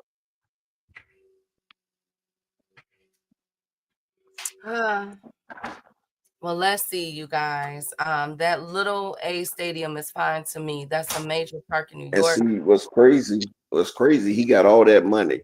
He's done lost over $200 million. He's done lost over $200 million in boxing right now. And like the Saudis are about to pull this man's plug because that's all he's doing is losing money. Like he done signed Canelo for 4 fights, $300 million, and he's not even making $100 million off the first fight. So he's losing money, he's losing equity, he's losing financial. And like the way motherfucking prices is in America right now, he can't keep affording to lose because that's what Eddie Hearns did to DAZN, and DAZN ended up going bankrupt. Now they're gonna end up taking the reins away from Turkey All Shitty, and Turkey All Shitty, or his excellent bullshit that they call his ass, he's gonna be fucked up and he's gonna end up losing it. And everybody that signed with him is gonna be looking real fucking stupid. Because hell, he already got people holding his left hand. And in Arabic countries, that's the hand that they wipe their ass with. So he make the black people hold his left hand. So he basically shitting on us people. And you already know what it is to come with Arabics and us black people anyway. So he don't really respect us anyway. That's why he treat Devin the way he do, and he treat Ryan the way he does. They both look like they light skinned. Ryan is a Mexican. So he's gonna get a whole lot more from Turkey than Devin, the black man, is. And how they think about black Muslims over there too. So how that be. Definitely. So stop trying to new-ish till you get established. Dude has no business acumen. Turkey needs to carry a plant to make up for the oxygen he is waiting. Hey, Frequent. Enough, y'all. Ooh, y'all are vicious today. Speaking of, speaking of decisions, California State Athletic Commission is expected to make their decision on the what is his name, Navarrete and Charlie Charlie Suarez fight Suarez. on June They should 2nd. make it a no con. They should make it a no contest. Like Charlie Suarez beat that nigga ass, and he opened that nigga eye with a punch. But they trying to say that it was a headbutt. You know Um, what I'm saying? So mhm. Upper GM said he asking me if you asked him to take a dive. No, but he speaks Spanish and I don't speak Spanish. So I saw he that there said, was an interview. Pull that up for Skull, me. Skull, he didn't have to ask that man to take a damn dive, nigga. You was a damn dive regardless. Um, That man just needs something to talk about, because dude, you didn't have a chance to beat Canelo if he was damn 60 years old and you was 30. Why would they ask you to take a dive? Nigga, you've never had a damn 12-round fight before. Cut the shit out. Cut the shit. it's 12-round fight. Canelo and scheduled to meet September 12th. Now, here are the issues that's going on. 48 hours years old ago, if that makes sense. Basically, I found out 2 days ago that Canelo and Bud was going to be on a Friday. Upper. Salute to Just Do in the building. Hey, Just Do, make sure you guys like, subscribe to Just Do, and support his merchandise. I was like, what? Now, They're gonna Cinco fight de on a Friday. Mayo, they're fighting on a Friday. Now, Canelo and Bud. Canelo and Bud is fighting on a Friday. There go one of his dumbass ideas again. Well, this year, Mexican Independence Day, excuse me, I had previously said Cinco de Mayo. That was my error. But Mexican Independence Day falls on September 9th of this year. So I was like, why wouldn't y'all just fight on which is a Saturday, a couple days before it, instead of fighting that Friday? But I guess that made too much sense. Now, since that has came out, Upper, you know it's going to be at Allegiant Stadium. Get this, Dana White has came out and did an interview now stating that he hates the stadium. He does not Allegiant like the stadium. Stadium. Who plays at Allegiant Stadium anyway? Ain't that the stadium that Las Vegas is?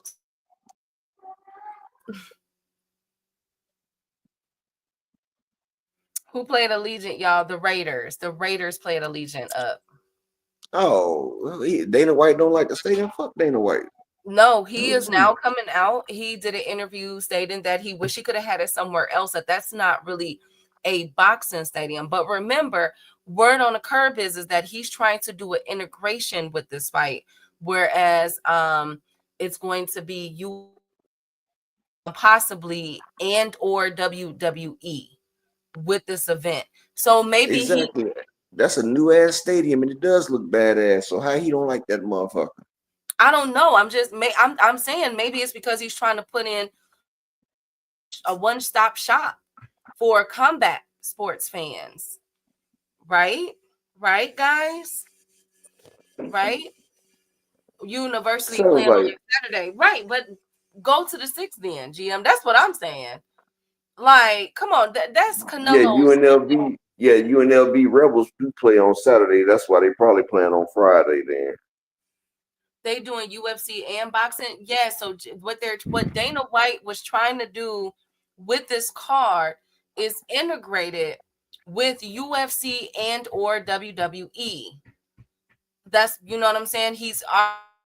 They doing too much. That's I've doing been too talking much. about this Right? for months. That's how I know y'all don't listen to me. Hey, Wendy No, City. we heard you, but that shit doing too much. Like, don't nobody want no wrestling. Like, you got boxing, you got UFC, and then you gonna put some fake ass wrestling. Like, that kind of defeats the purpose. What's up, Teach? What's up? Dana White did an interview. Was it on Ali Wali or ESPN? A couple months ago when they first did their big announcement, and he said that he is trying to combine boxing, have it in a stadium, and with WWE or UFC. That's what he said. Oh, I only want to see boxing. I agree. I agree. Cross promotion, right, McQueen? That's what he's trying to do. No, And I'm I wondering might watch some. I might watch some boxing mixed with some UFC, but I'm not trying to see no goddamn wrestling. Like I'm not trying to see no bullshit. I can watch the boxing and the UFC, okay, but then we just went from real to fantasy. Like, come on, man. Got Ric Flair coming out like, whoo! Now we know it's some bullshit. And let me get a couple people support the grind in that Cash App or that PayPal. Support the time that we spend up here. Who gonna support it for the day? But yeah, this is some bullshit. Another thing that is making that I have a lot of people confirm. So the data's concerning. So he's already bashing it. And now the third thing, Upper, is that Dana White has confirmed that Turkey is not a part. He's only paying the fighters. This will be Dana White's promotion in his fight. Now, peep game. A lot of people, when they heard this over the weekend, was upset, Chat and Upper, because Dana White doesn't do a good job with the fights, his UFC. He still owe his UFC fighters. Right. So a lot of people are concerned, like, oh God, no, not this fight, this card is gonna flop. What do y'all feel about that? It's gonna flop. Hell, Dana White don't even pay his people. He owe like $300 million to the UFC fighters. Well, here's my concern. I don't watch UFC, but one thing I know a couple queens that watch it and post about it and everything.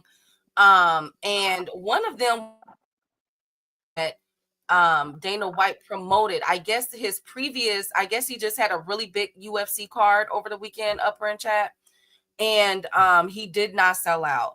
And I guess this has been a consistent history for the past several months of Dana White. I mean, we've seen what happened when he went against Canelo last year in the PBC, money wise, revenue wise, last year. So now is like, basically, are they relying on Canelo to save the day? Upper in Chat. WWE has. Yes, go ahead. They do have a huge fan base, but instead of doing WWE, why not make some real wrestling? Like, let them boys get in there and thump it out for real. Like, make some real type of wrestling. You feel what I'm saying? And let me get like 2 or 3 people to support the grind. Can I get like 2 or 3 people to support the grind for the day? But what if they, instead of making WWE, what if they was to make it some real wrestling? Like some real Greco-Roman wrestling. They're not gonna change that right now. Not this short of period. But if they did, what kind of money would that bring in? I'm not sure, but I'm wondering if Dana White is using Canelo's name and likeness to be the reason why people come to this fight. You know he is. Because if he's not doing a good job with thank you, General, that's funny. With the rest of the fights that he's put on with UFC, how in the heck is he going to sell this Canelo versus Bud? And also, I got to raise the question, y'all. Is this the first time we'll see in Canelo's career that he's going to flop twice in a row? If this doesn't do good, ladies and gentlemen, like, what do y'all think about that, Upper? I'm thinking about him and Ryan Garcia only doing 200,000 together. Ryan and Devin did 330,000. How the hell Canelo and Ryan do less than that on Cinco de Mayo the weekend? Yes, on the Cinco de Mayo. I'll tell you why. Remember, Cameron and Mace did a Key, and I also think he's trying to steal UFC. Not gonna work. But you're not gonna be able to steal them dates from UFC. You might could borrow, but boxing is boxing. You know the Mexicans are gonna Deezy, you know you and your people, y'all keep them dates for boxing. Well, go ahead. Sorry. Go ahead. Go ahead, Upper. Now I was reading Ant. He say WWE WrestleMania 41 was the highest viewed event all time, 1.1 billion. Nah, it didn't do more than the Super Bowl, Ant McQueen. Imagine converting the smallest percentage to views. The Super Bowl halftime show, they said, was the most viewed event. Not WWE, my brother.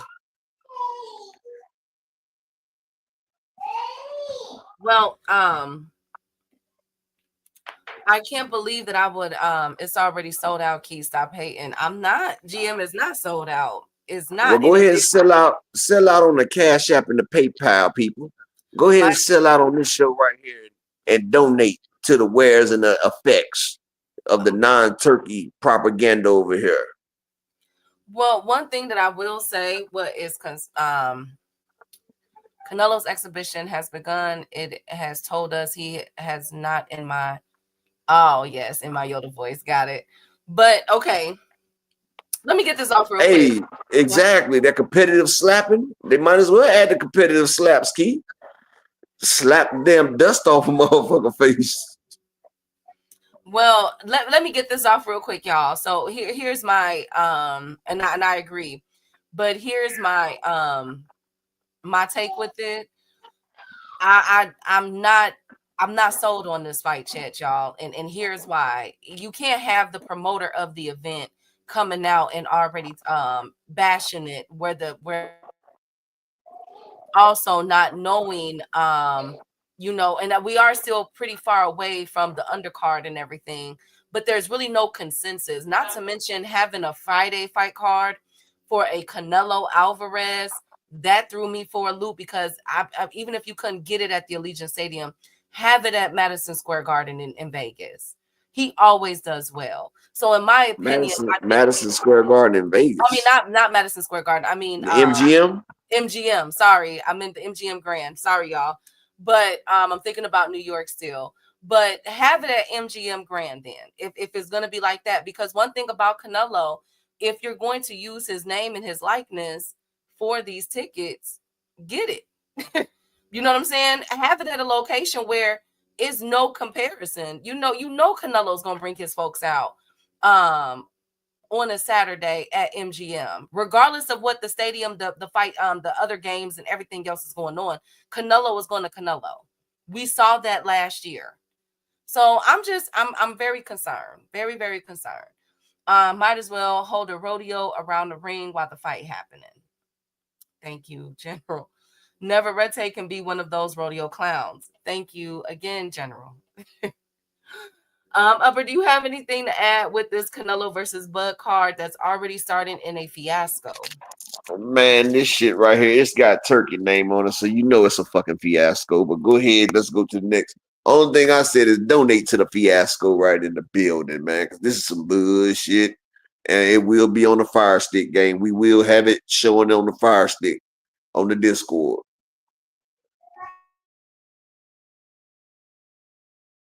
Absolutely. And shout out to Phenomenal for that information too. Shout out King. I got you. So let me see. Yes, that is definitely a fiasco. I have no idea what they're doing. I have no idea. Oh God. God, they finna fumble all these good cards, man. They're about But to you fumble. know, they've been fumbling all these bags. Hell, they even had Eminem. Listen, they had Eminem put on a whole concert. He put on the 8 mile, the 10th mile, the 20th mile. You know, they had motherfucking Eastside Cruz on the card. They even had Bud versus Madrimov, and they still couldn't do over 100,000 pay-per-view buys. Come on, man. That's telling you that somebody cannot sell. Bud should have stayed with ESPN, the worldwide leader of sports. That's what he should have stayed with. But this shit right here is just crazy. Absolutely. Well, speaking of crazy, Oshaki Foster and Shakur Stevenson, I know you guys talked Oh, about that. wow. We went on that yesterday. We went over that yesterday. They is getting it in. Oh, Shaq want the smoke. Well, yes. So Oshaki Foster, I just wanted to say with this whole ordeal, as y'all know, they've been going at it for the past like couple months. And Oshaki Foster accused Shakur Stevenson of using a whippet, which is It's right here. Yeah. So I just want to say for Oshaki Foster and Shakur Stevenson, both of y'all got fights coming up. Both of y'all got tough matches coming up. Even though I got Shakur Stevenson winning this fight, y'all need to stay focused. Let it Well, go. you sitting there saying you got Shakur winning, but you know they sparred together, and you know after the Conceição fight, Oshaki was supposed to be the mandatory for the winner of Shakur and Conceição, and Shakur didn't even want to make weight, and he moved up. And see, I get tired of people keep saying that Shakur beats this guy easy or he beat that guy. But anytime we put Shakur against motherfucker, then Shakur don't have to fight him. He didn't have to fight O'Shaquie. He didn't have to fight Herrera. But you got Kid Austin. He wants to put belt the ass to a motherfucker like Kid Austin and shit. Like I say, I feel like Shakur's overrated, and I feel like his fans are making a lot of excuses. O'Shaquie Foster and Shakur is a great fight. They both are skilled, slick black fighters. They're young. O'Shaquie been calling for this nigga for 5 years. If you the boogeyman, the man's moving up, and he's talking about, I think it's on this one. Can you see it? Matter of fact, it's this one. He said, I'm moving up, and I'm going to be a mandatory, Shakur, so you can't get past it. I pulled it up yesterday. So this man said he's going to force the WBC to make the mandatory fight between him and Shakur. And Shakur talking about he don't bring nothing to the table. Nigga, he bringing your respect to the table. The man's calling you out. And you sitting there saying that he doesn't have power, but his knockout percentage is a little bit better than yours, Shakur. And O'Shaquie Foster's power carries to the 12th round. He's done got people out in the 12th round. And I'm tired of Shakur fans talking about, oh, O'Shaquie ain't this, O'Shaquie ain't that. Well, just show us that he's not. Don't sit there and say it. I thought Earl was going to beat the shit out of Bud. It didn't happen. I thought Canelo was going to stop William Skull. It didn't happen. Like, we need to stop assuming shit that's going to happen in fucking boxing, and let's see it as fans. Don't tell me what they talk about. De Los Santos this and De Los Santos that. My boy William Foster III put the beats on De Los Santos. His power was negated. Shout out to my brother Shawar Jones.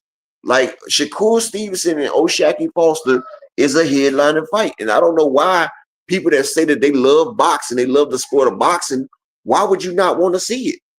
Even if Shakur does beat him, I want to see it. That would be the toughest nigga on Shakur Stevenson's resume. O'Shaquie is a solidified champion who's done been through wars. And if Shakur can go out there and he can beat O'Shaquie Foster, he's going to get all the fucking credit because, bruh, it's kind of like, what's your nigga name that just fought T.O.? Arnold Barbosa. He been chasing T.O. down for years. He been chasing T.O. down for years, and then he got belt put the ass to him by T.O. O'Shaquie been chasing Shakur. So Shakur need to put the belt to the ass. Shit. And like I said, if you're going to fight Schofield, don't tell me you can't fight nobody else.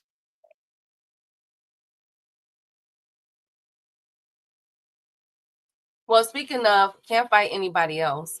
Hey, Schwan. Hey, ABZ. Speaking of, can't fight anybody else. Bill Haney did an interview on. Shit, this nigga here. This coke-headed nigga here. On Ariel Helwani. I hope I'm saying his name correct. Why does Ariel Helwani keep making all these damn boxing interviews? Nigga, you don't know shit about fucking boxing. You a fucking damn UFC damn dude. I'm tired of him trying to get into the boxing scene. He don't know shit about it. And he be letting these damn boxers like Shakur and them, and not just Shakur, but just other boxers come over there and cap. And since he don't know shit about boxing, he don't know how to ask the tough questions and shit. I'm tired of his ass, man.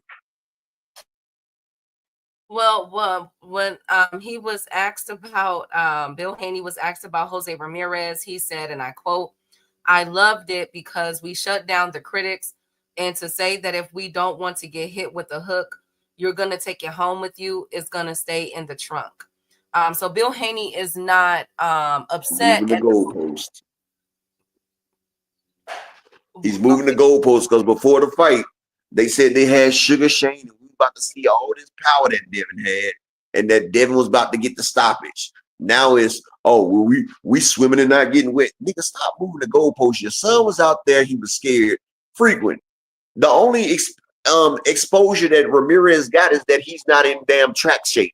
He can't run a marathon. That's the only exposure that Devin did, is that Ramirez cannot run a marathon like the Africans, because Devin was running the whole goddamn time. I thought it was a damn 15K the way they was out there, bro.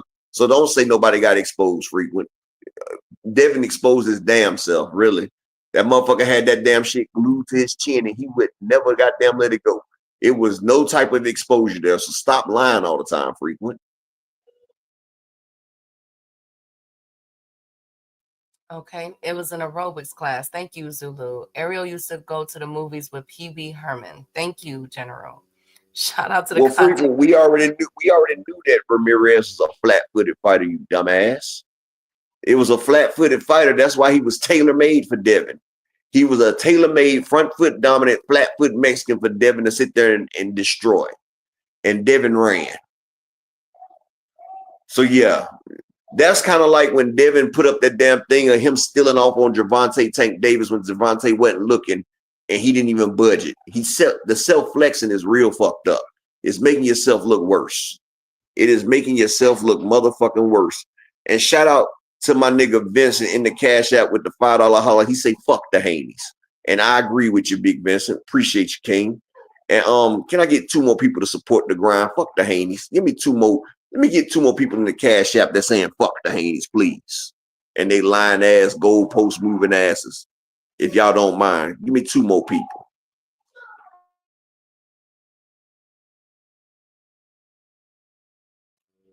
Speaking of, it really tells me a lot about men who love Devin because Devin is so cringy and such a lame A guy. And whoever don't see that means you're just like them. Ooh. Okay, so shout out to Miss Joette. So speaking of lames, Frank Warren has came out and did an interview with the Ring magazine. We knew this setup. Let's shout out to us first of all because we called it a minute ago, and we have been on the money with Hamza Sherez being Canelo's next lottery ticket. Frank Warren has said that if Hamza Sherez beats Berlanga on July 12th, then he can see him standing a good chance at beating Canelo Alvarez. How, Sway? Oh my God. So you How? mean to tell me that Berlanga might have a chance to fight Canelo again? Yes. Oh my goodness. Yes. Remember, I told you guys the lottery tickets and Billy, Sherez, and Berlanga. I've been telling nobody listens to me. Nobody. At this point right now, I think Christian and Billy would beat Canelo right now. Canelo is just Canelo. People got to realize Canelo been fighting since he was 16. The man got about 70 fights under his belt. He's done been through a lot of wear and tear. They done rode him hard and put him away wet. Frequent is done. I mean, not frequent. Canelo is done. Canelo, he's at the end. Like, I knew something was wrong when it was him versus Triple G Part 3. That was one of the boringest fights and the least activity I ever seen. Where's the Canelo that came out to fight Jermell Charlo? I guess it has to be a black person in the ring for Canelo to bring out his swagger because he don't want to lose to a Mayete. Because I'm telling you, against Berlanga. I thought he did great against Berlanga. I mean, he couldn't put him away. But like Berlanga's ass though, like, and you know, I don't even like Berlanga, but the shit that Turkey and Sherez and them try to do against Carlos Adames, I would love to see Berlanga beat Sherez, honestly. Like, honestly, I would, because these Saudis, they're coming in, they're cheating the game, they're trying to trick our game, and they're trying to take over our sport. And I'm tired of that shit right there, really. Hey Mike. And Billy almost lost to a one-armed fighter. Well, he's getting his title. They're all in contention to get the Canelo sweepstakes. And Hamza Sherez, Edgar Berlanga, M. Billy, and it was somebody else that's also fighting for a Canelo Alvarez sweepstakes. And I'm trying to think about who it was. Who was it? Who was it? It'll come to me. What happened? I was trying to figure out who else was in the lead to fight for a Canelo sweepstake. Oh, Jamal Charlo. Oh, no, yeah, Jamal, he's already there. Jamal Charlo, if he beats Caleb Plant, could fight Canelo in 2026. That's a 2026 fight, though. Berlanga gonna terrorize Sherez. Yeah, and Billy is a loser. Fight Iglesias and prove yourself. Well, I mean, I like him, Billy. I like him, Billy. He's decent. They've been tricking the game for too long. Well, I hate the fact that M. Billy ducked Morrell. So, you know, that left a bad taste in my mouth. But I don't know, man. Like, a lot of these people are tricking the game right now. It's hard to realize who's really real and who's really trying to go out there and do this motherfucking work. Like motherfuckers ain't trying to down work. And Canelo done became 2 times undisputed. Like this shit was like the weakest build ever. But honestly, I think Turkey might try to set it up where motherfucking Hamza Perez is undisputed before Canelo goes off into that sunset. He's paying the man enough money anyway, and Canelo really doesn't care as long as it ain't a black man. You know what I'm saying? As long as it's not a black man, that's all they really care about. But people don't even see it. Like we watched a black man get assaulted. Like I said with Deontay Wilder and Tyson Fury, this man got assaulted by an egg weight. Like the shit beat out of him with a floppy ass glove, head busted open, had a dent in his head, and people act like they didn't see what the fuck went on. So you know what type of time these people are on. So it is what it is with these people, man. It is what it is. But I do need 2 people to support the grind. Can I get 2 more people to support the grind for the day so we can hit that limit? I need 2 people. And what you say, Dr. Key? I forgot to add this with Bill Haney. He also agreed, confirmed that he said that we agreed to the fight, so we can't back out of it. That's the next fight as far as Devin and Ryan go. So somebody should tell Turkey this, because Turkey has to talk, or talk to Ryan about that. I wonder, is Ryan having second thoughts about fighting Devin Haney? I don't think Ryan is, because that was his first fight back. He didn't get no tune up. So Ryan was in there. Plus, like I've told people before, Rolly's one of the hardest hitters out there. Tank Davis said that's the hardest motherfucker to ever hit him. Ryan said that shit too. And when Ryan got hit by that shot in the second round, that shit went back to the sparring where Ryan, remember, Rolly got that retarded strength. And Rolly, the motherfucker can hit. That's why when people see him, he be like, I'm just going to hit him with this, because he know he's bam bam. He know he hit a motherfucker, they going down, down. Rolly is not no motherfucking goddamn walk in the park. Rolly is a motherfucking hard hitting, thunder punching motherfucker, dog, with the dragon uppercut. Like Rolly's Rolly. I'm gonna tell you that now. That's what two cents. That's what Turkey is saying. Is Ryan going to get a tune up first or fight Devin? He'll have a. Well, I think he just got the tune up. And see, Rolly is, like I said, Rolly's a power puncher. Like Ryan doesn't have to worry about the power when he fight Devin. And you know what I'm saying? Like one thing about a fight, power can change the dynamic of a fight in an instant. Like when your opponent can't hurt you, then you can just let your nuts hang. But when you got a motherfucker like, hell, what Tank tell you? Tank say, man, I had to make sure that motherfucker didn't hit me. Because, you see Tank, we ain't never seen Tank that timid when he was in that fight. That motherfucker was dipping, dapping, and he threw that motherfucker shit so fast to Rolly. He ain't even put nothing behind it, but Rolly's so fast, Rolly's momentum knocked himself out. You feel what I'm saying? He knocked himself out with his own momentum. Like, come on now. That man right there, he's like a bumbling bull in a china shop. Like, you know what they say? They say a bull in a china shop. That's what Rolly is. And he did something that I didn't think he could do. He fought a whole game plan. That man kept his hand out there. He kept his chin covered. And he actually boxed. And he used it feints. And he kept that damn left hand out there to confuse his opponent. That was a hell of a game plan by Rolly Romero. And I mean, it don't get no better than that. Like that man did the Doug Thistle.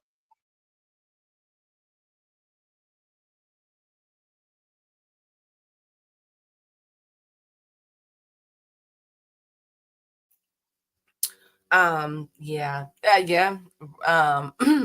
Well, they fought each other. So, Devin lacks strength, and like his Y hasn't activated just the X chromosome. Rolly know all he got to do is hit you. The fight makes sense without a tune-up. Just get it over with. That's how I feel. Devin is a lame to me. He was a good fighter before the Ryan fiasco, but flaunting jewelry after that performance is lame as F. I mean, they say he got paid $10 million. So if you got it, flaunt it. That was Mayweather, Jim. And you know something? I don't think they got that money right there, Key. I pulled that shit up yesterday. It's not no way. It's not no way that them people got that type of money. That's what was reported. But Canelo might have got the 80, but Ryan didn't get 20, Devin didn't get 10, Tio didn't get 10. Rolly, his money wasn't even put in escrow, so Rolly's still complaining about his motherfucking money. William Skoll might have got the 5, but Ramirez, Barbosa, and NOA, yeah, they probably got theirs, but it's no way Devin Haney got that 10 million. I'm gonna tell you that now. Not flying on a Spirit airline, they did not give Devin $10 million. They didn't give Tiafimo 10 million. I'm telling you that now because I've checked, and Tiafimo did not get the money that they're saying. So, like I said, the motherfuckers is damn laundering money, and people see exactly what's going down.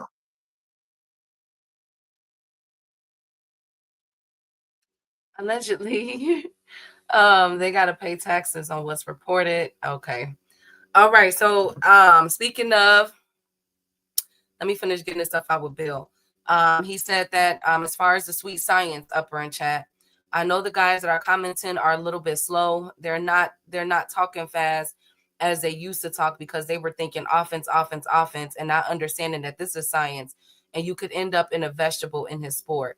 This is what he was saying regarding why the output wasn't there for Devin Haney versus the Jose Ramirez fight. Now, that is the last piece for his interview. Check it out on Ariel Helwani's show if you want to see that. But that leads us right into this discussion. There has been a big debate the weight debate has been going on forever. But now we have to implement and incorporate running. A lot of people are making a big deal about the weight now and about running. And so I thought because we have such what you think about that, Key? I was going to get to that, but since we have such an astute chat, I want to get everybody's opinions on this. So Cool Boy Steph recently posted a picture of his walk around weight at 164. As we all know, Cool Boy Steph is moving up. I think he's going to be fighting at 130. It will be. Don't be surprised if we get a Cool Boy at 135 against somebody like a Shakur Stevenson or a Tank Davis or Keyshawn Davis. Cool Boy was weighing this amount when he fought anyway at 122. Because remember back then, I said that said I seen Boots and Cool Boy in there sparring, and I'm like, damn, them boys look like they was the same fucking size, and everybody was like, ain't no way. And I said, yes, Cool Boy is a big boy, and that's the same way Earl Spence had to drop 40 and 50 pounds to make weight when he was in them fat camps. And see, these fighters are killing themselves dropping. Like he's at 164. This man has to drop 37 pounds, Key, Fight to Game make said weight. that he's trolling. That wasn't him on the scale. No Fight Game. Scooter is that big, bro. Because I got a picture of it. Like I got a picture. He's like 5'7", 5'8". But Earl Spence was 200 pounds when he fought Mikey Garcia. He had to drop that weight. He was 200 when he fought Sean Porter. They be having to go through them damn motherfucking fat camps. And a lot of fighters do that shit. That's why they couldn't do strength and conditioning. That's why Earl didn't have strength and conditioning versus Sean Porter, because he had to do a fat count. You feel what I'm saying? And people don't understand the weight that these fighters are fighting at. If you're not Floyd Mayweather, ain't nobody walking around at that weight right there. It's like when the pit bulls get ready to fight. Motherfuckers get the pit bulls down real small, then they rehydrate them boys. Because, fighting is getting your body down. You're taking away the fluid. Your body has 80% fluid. Your body is 80% water. So when you take out 40% of that and you're down to like 40 or 35% fluid, that's why when you rehydrate, you get your muscles and your shit back up. That's your base weight. But a lot of times when you rehydrate and you done lost that much, you don't get enough fluid back to your brain, and that could be detrimental and dangerous to your health. It's dangerous to your motherfucking health. For real. Well, yeah. Well, Fight Game, you really can't say that because Bam Rodriguez, he fights at 115, but Bam rehydrates to 140 something. That's almost 30 pounds, and he's at 115. This man is rehydrating to 140 something. The other fight, he was 144. That he rehydrated 7 weight divisions.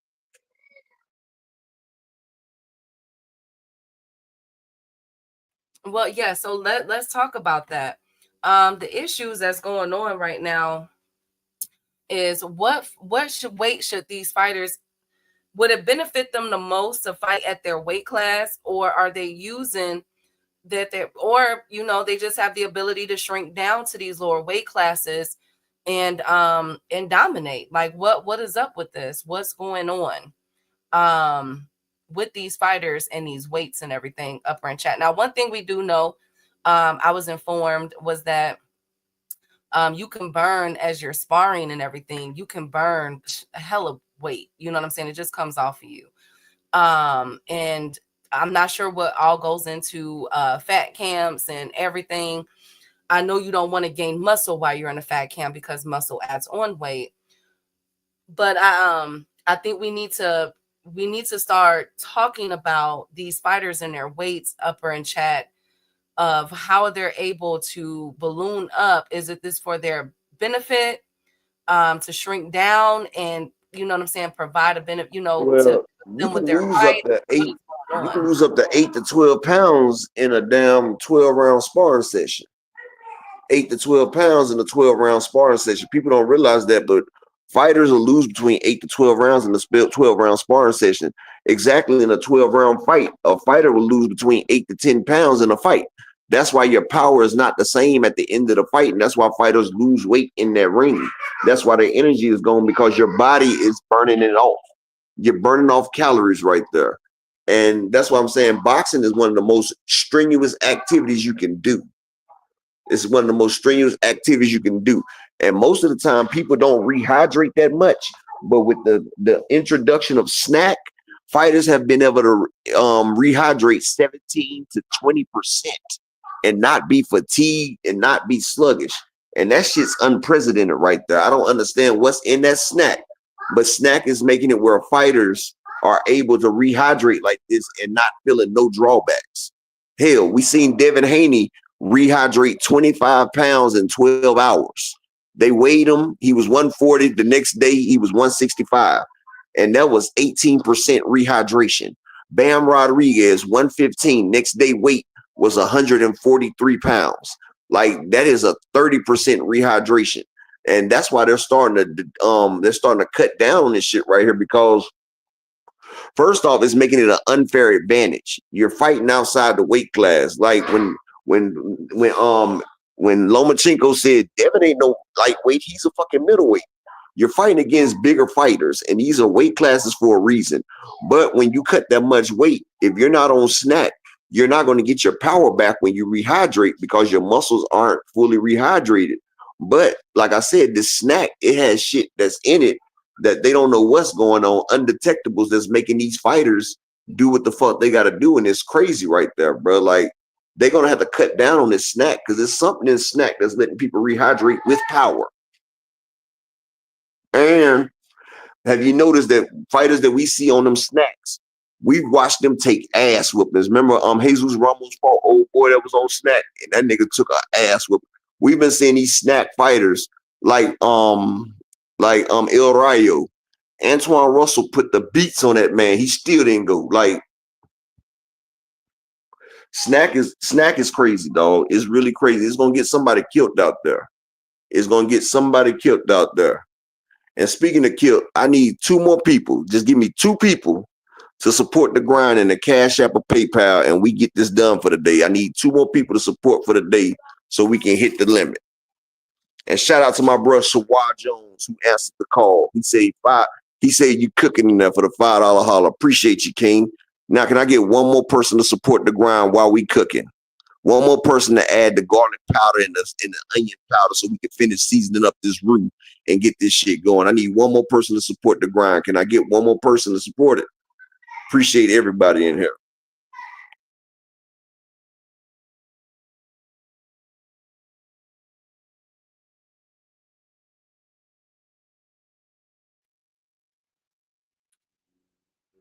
It said Hano weighed 165 because he still had his boots on, standing on the scale. I don't think so, Frequent. Frequent, no, the hell he didn't. Frequent, why you keep capping for this dude, dog? What the fuck is wrong with you, man? And boots ain't, and a pair of boots ain't 25 fucking pounds, dude.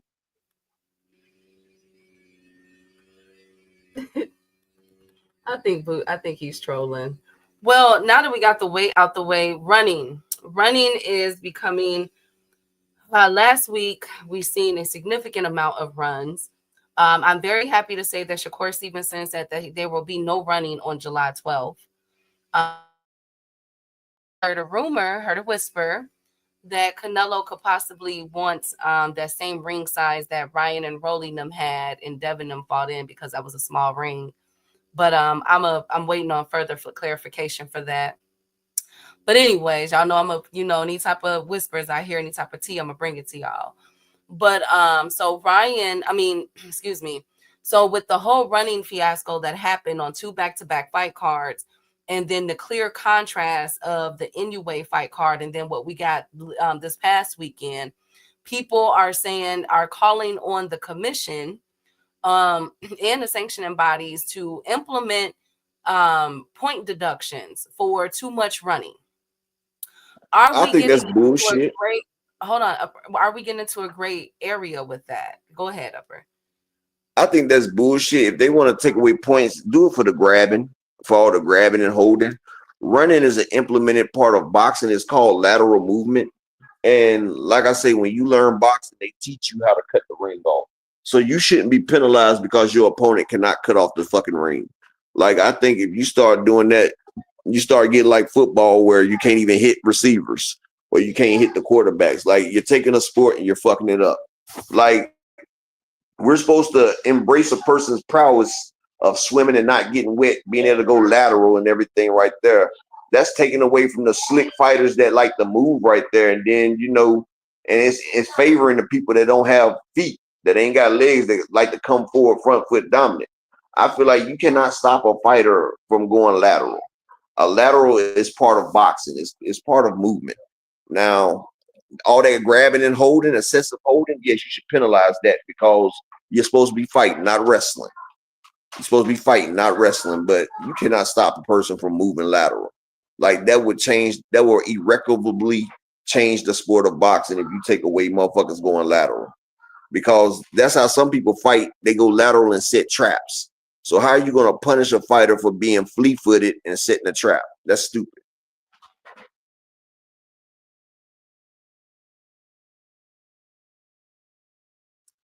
So yes, I definitely agree with that. I feel like they're getting into a gray area with that.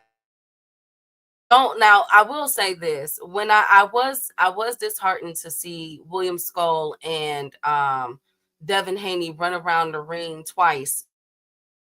Did irritate me a little bit. I ain't gonna lie.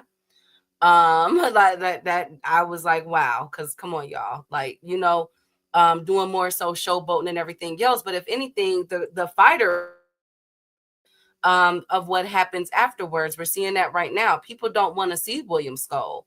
They're not too quick to want to see him. People have been bashing Devin Haney since his performance 2 weeks ago. We all see that every day in real time. Hell, So Shakur that's gets it all the time. right. We seeing what's happening with Shakur Stevenson. Like I get where people are coming from with it. You know what I'm saying? With their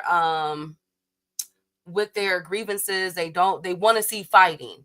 Now boxing is being compared to UFC. See, this is not, look at what these UFC guys are doing. They're not doing, look at how boxing is doing now. They suck. I get that. But I feel like a fighter, once they put on that type of performance, their career already is going to go up, going to go in shambles, go up in flames. So we don't have to penalize them because that is true. That is a form of lateral movement. One of the first things that you learn as a boxer is your feet, is how to cut off the ring and everything else. So at the end of the day, if that other fighter is unable to cut off the ring, what does that say about that fighter as well? You understand? So it's a gray area. I just want, if it's not broke, don't fix it. Fighters have been running. This is not the first time. We saw Karen run against Boots. You know what I'm saying? In their first fight.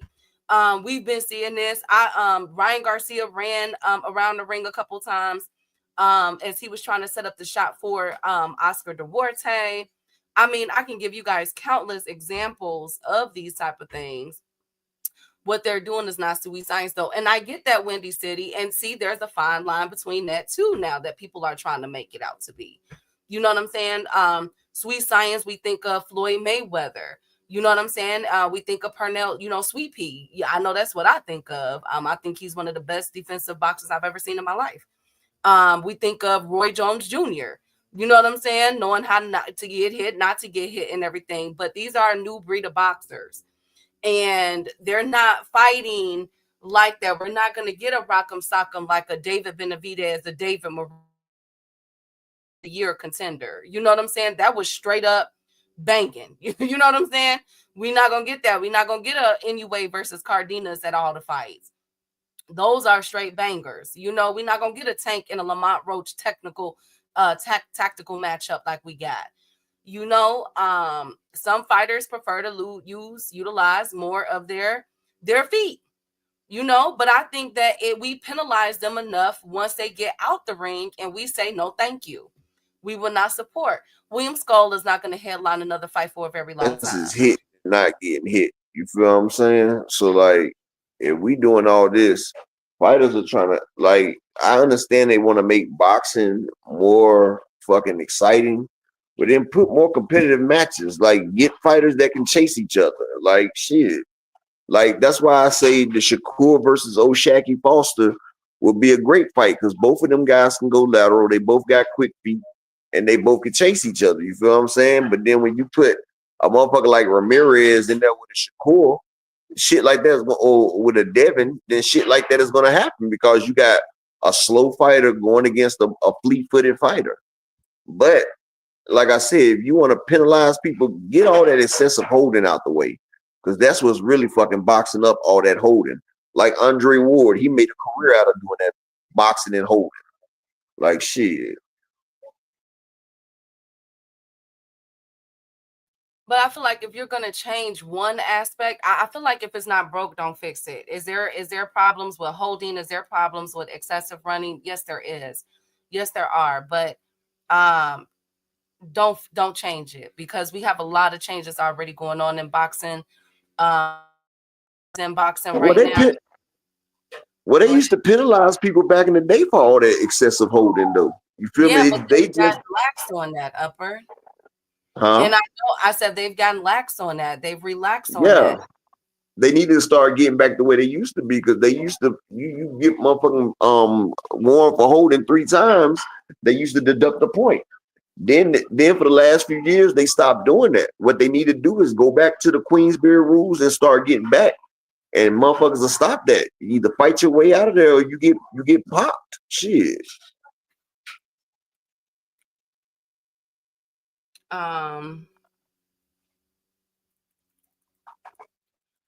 Well, let's see how well if they're not doing it consistently across yeah, ABZ, that is true. If they Bare haven't knuckle is trash as well because they don't throw a lot of punches in bare knuckle because bare knuckle you hurt your fucking hands. That's why they made boxing gloves where you could throw more punches because if you ever hit somebody in the forehead, the shit fucking hurts. And when they did have bare knuckle fights, it was like 10 or 12 punches being thrown. People wasn't throwing punches because they was scared of risking injuring their hand and everything. Boxing gloves made the sport more daunting. It made the sport more active because people was willing to engage because their hands was padded. Without the pads on your hands, motherfuckers is not gonna be throwing a whole lot of fucking punches. That's what the gloves are for. Bare knuckle, yeah, it's good, but you're not gonna get no more than 30 punches that whole fucking fight because a motherfucker been done broke their hand or anything.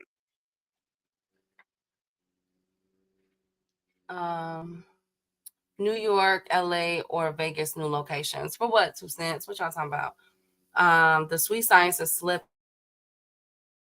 pivoting out of danger, catching and shoot, not shuffling around the dang ring. I get that, Windy City. I understand that, but at the same time, in my opinion, I just feel like if it's not broke, don't fix. If it ain't broke, don't try to fix it right now. You know what I'm saying? Like we getting into a lot of gray areas in boxing to where we're gonna see some we're gonna see a fight one day and they get deducted a point. First of all, we shouldn't even be really truly having them because You cut out, Key. You cut out. We can't hear you.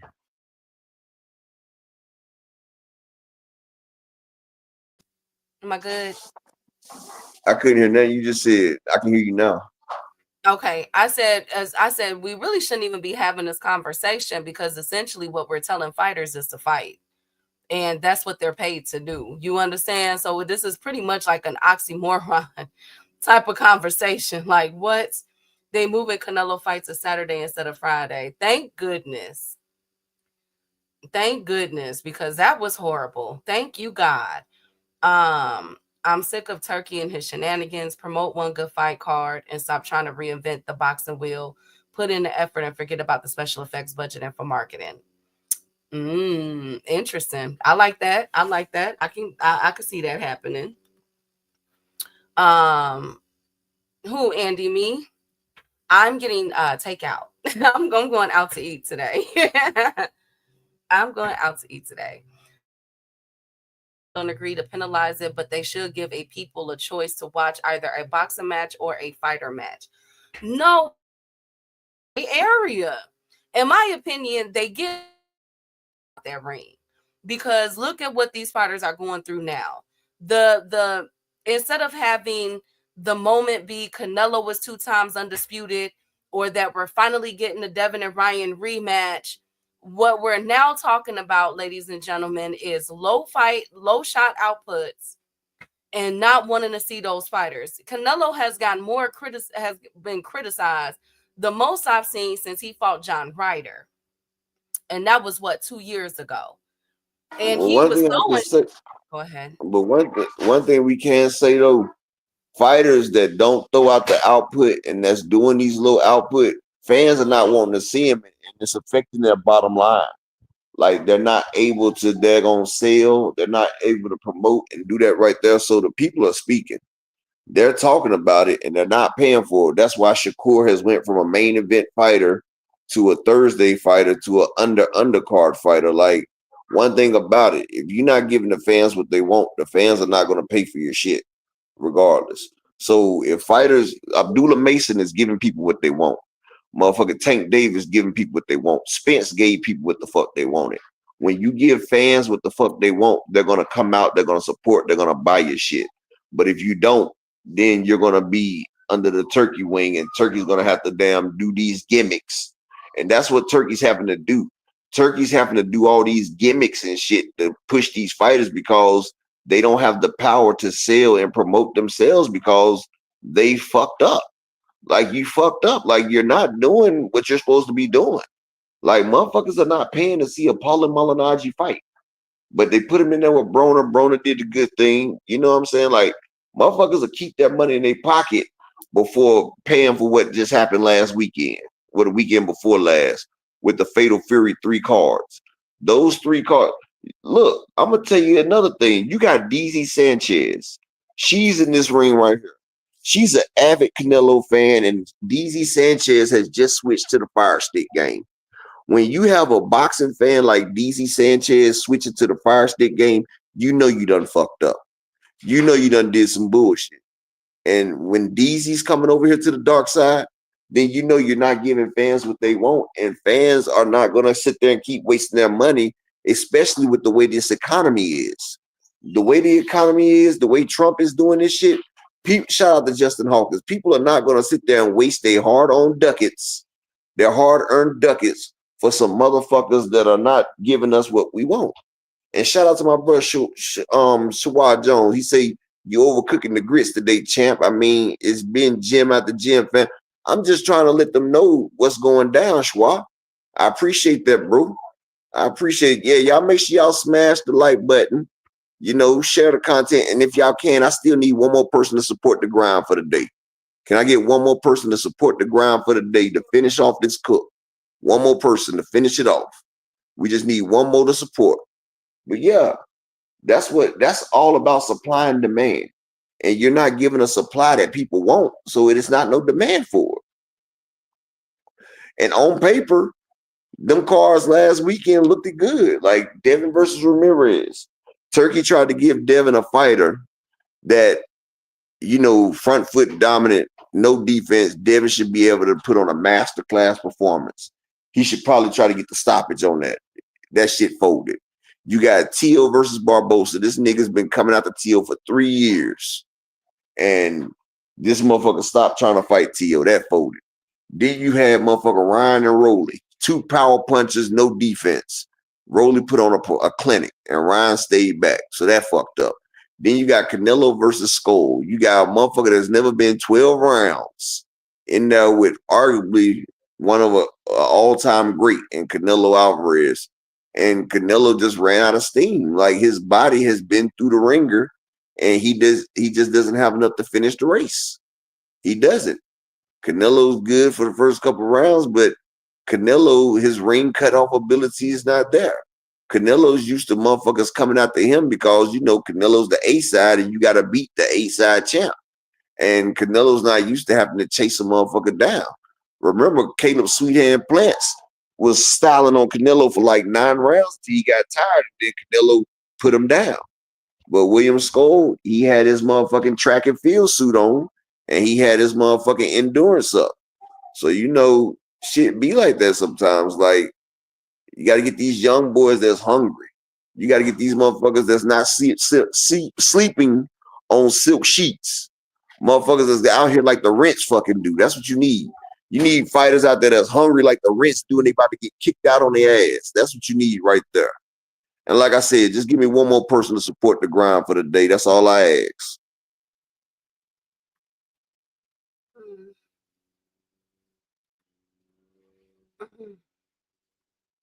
I also want to say thank you for that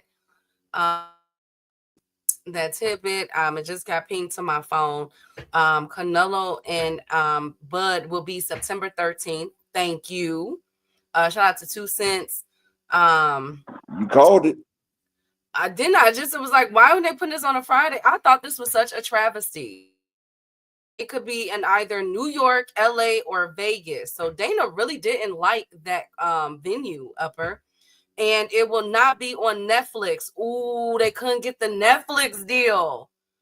Ooh. I bet Jake Paul had a hand in that right there. He probably stopped that Netflix. I bet Jake stopped that shit. Ooh, Jake Paul, you dirty ass nigga. Ooh, they won't be a Netflix, Upper. Ooh. But guess where it's gonna be on? A Riyadh. It's gonna be a Riyadh pay-per-view. So DAZN? Would that be DAZN? I think that's Tubi. Upper echelon. Ooh. Who stopped Turkey from getting that Netflix deal? You know who did it? Mr. Jake. Remember Turkey said that the lion and the elephant, what was that little thing that Turkey said? About motherfuckers gotta bow and shit. Ooh. Okay, so if you're in this position, New York, LA, or Vegas, which one? If you're gonna have a good, now if he puts on a good card in New York, I would say New York, best friend. If you already, I would say LA with the Mexican populace. I would say LA. I think for the culture though, with this type of fight, I say New York because you got both best of the both worlds. You got the East Coast. New York. You know, New York charging 40%, or is it 50% in New York? I think it's 40. I go either Texas or Los Angeles. Canelo got to get back to his Spanish roots. And yeah, GM, we tired of New York. Yeah, I get it. But LA, okay, so a lot of the problems, remember when he had the one of the main issues that people ran into at that stadium with the Bud Crawford fight in LA was that it was not tourist friendly, meaning with parking. Call Jerry Jones. Call Jerry fucking Jones. Jerry Jones is always willing to put on something big in Dallas. Okay, well then have it. Well, Texas wasn't one of the options. It was just New York, LA, or Vegas. I agree. Who got a bigger Spanish populace than Los Angeles, except for Texas? And you know, Canelo's always did good in Texas. And you know, they got the stadium, they got the Cowboy Stadium. Yeah, that is true, Upper. I know it's not a big, I mean, as far as the people coming out, one thing that I won't deny 2 cents is Canelo's fan base. They gonna come out. You know what I'm saying? Like they're gonna represent. He did a 20-some million-dollar gate with Edgar Berlanga. You know what I'm saying? Mexican versus Puerto Rican fight last year. So I'm looking at it from the venue size as far as his fans coming. Canelo fans gonna show up if it's in the US. Well, Just you know, Vegas, well, Canelo and Bud, you gotta go Vegas then, because you know Vegas is where you could charge the motherfucking the price. Yeah, GM, the MGM, or you could put it at the motherfucking the Mirage or Caesar's Palace. You can put it in one of those. Vegas has always been the place where the biggest fights take place at. ABZ said a lot of people sleep on that Texas market. Trump just signed a $600 billion deal with the Crown Prince. He better not touch that Ali Act. The Ali Act, I told you guys about 3 weeks ago that the Ali Act is up for the chopping block. I told y'all that. That's a done data. That was before the Arabia trip was even announced because Ted Cruz is the one that's leading the charge behind the scenes. I found that out. And with Trump going into the UFC fights and everything else, it's only a matter of time. Unfortunately, I definitely agree, but don't be surprised if that comes up in a congressional hearing, probably by the end of the summer or something like that. It's sad. Where's the letter at? I'll have to pull it up for you. Allegiance in Vegas. Well, then MGM. Salute to Ashley's Corner. Make sure y'all like, subscribe to my girl channel, Salute man. to Ashley Corner in the building. Salute, salute, salute. Make sure y'all subscribe to Ashley 2 Cent and all the other boxing contents in here. That's what we were saying, DZ. Las Vegas would be the place to be, especially for Canelo. Canelo is the person with the most active Vega fights right now.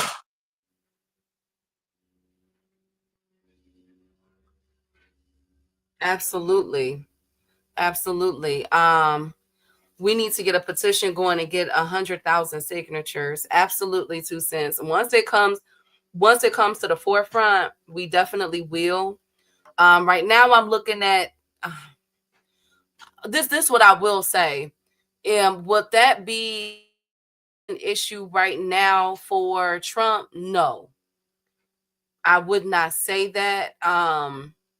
Because we have so much going on from a geopolitical standpoint, as far as Iran go, um, in other countries, Israel and everything else. And I got to give a kudos to Trump because we really needed that Saudi Arabia deal because we were bleeding. So that was a good thing. That keeps us a little bit overflow. But I can't see the Ali Act being the most pressing issue right now. Now, could I be wrong? Absolutely. But it's a lot going on in this country for me to feel like Trump, that Congress, that Ted Cruz would do that right now. I can't see that one right now.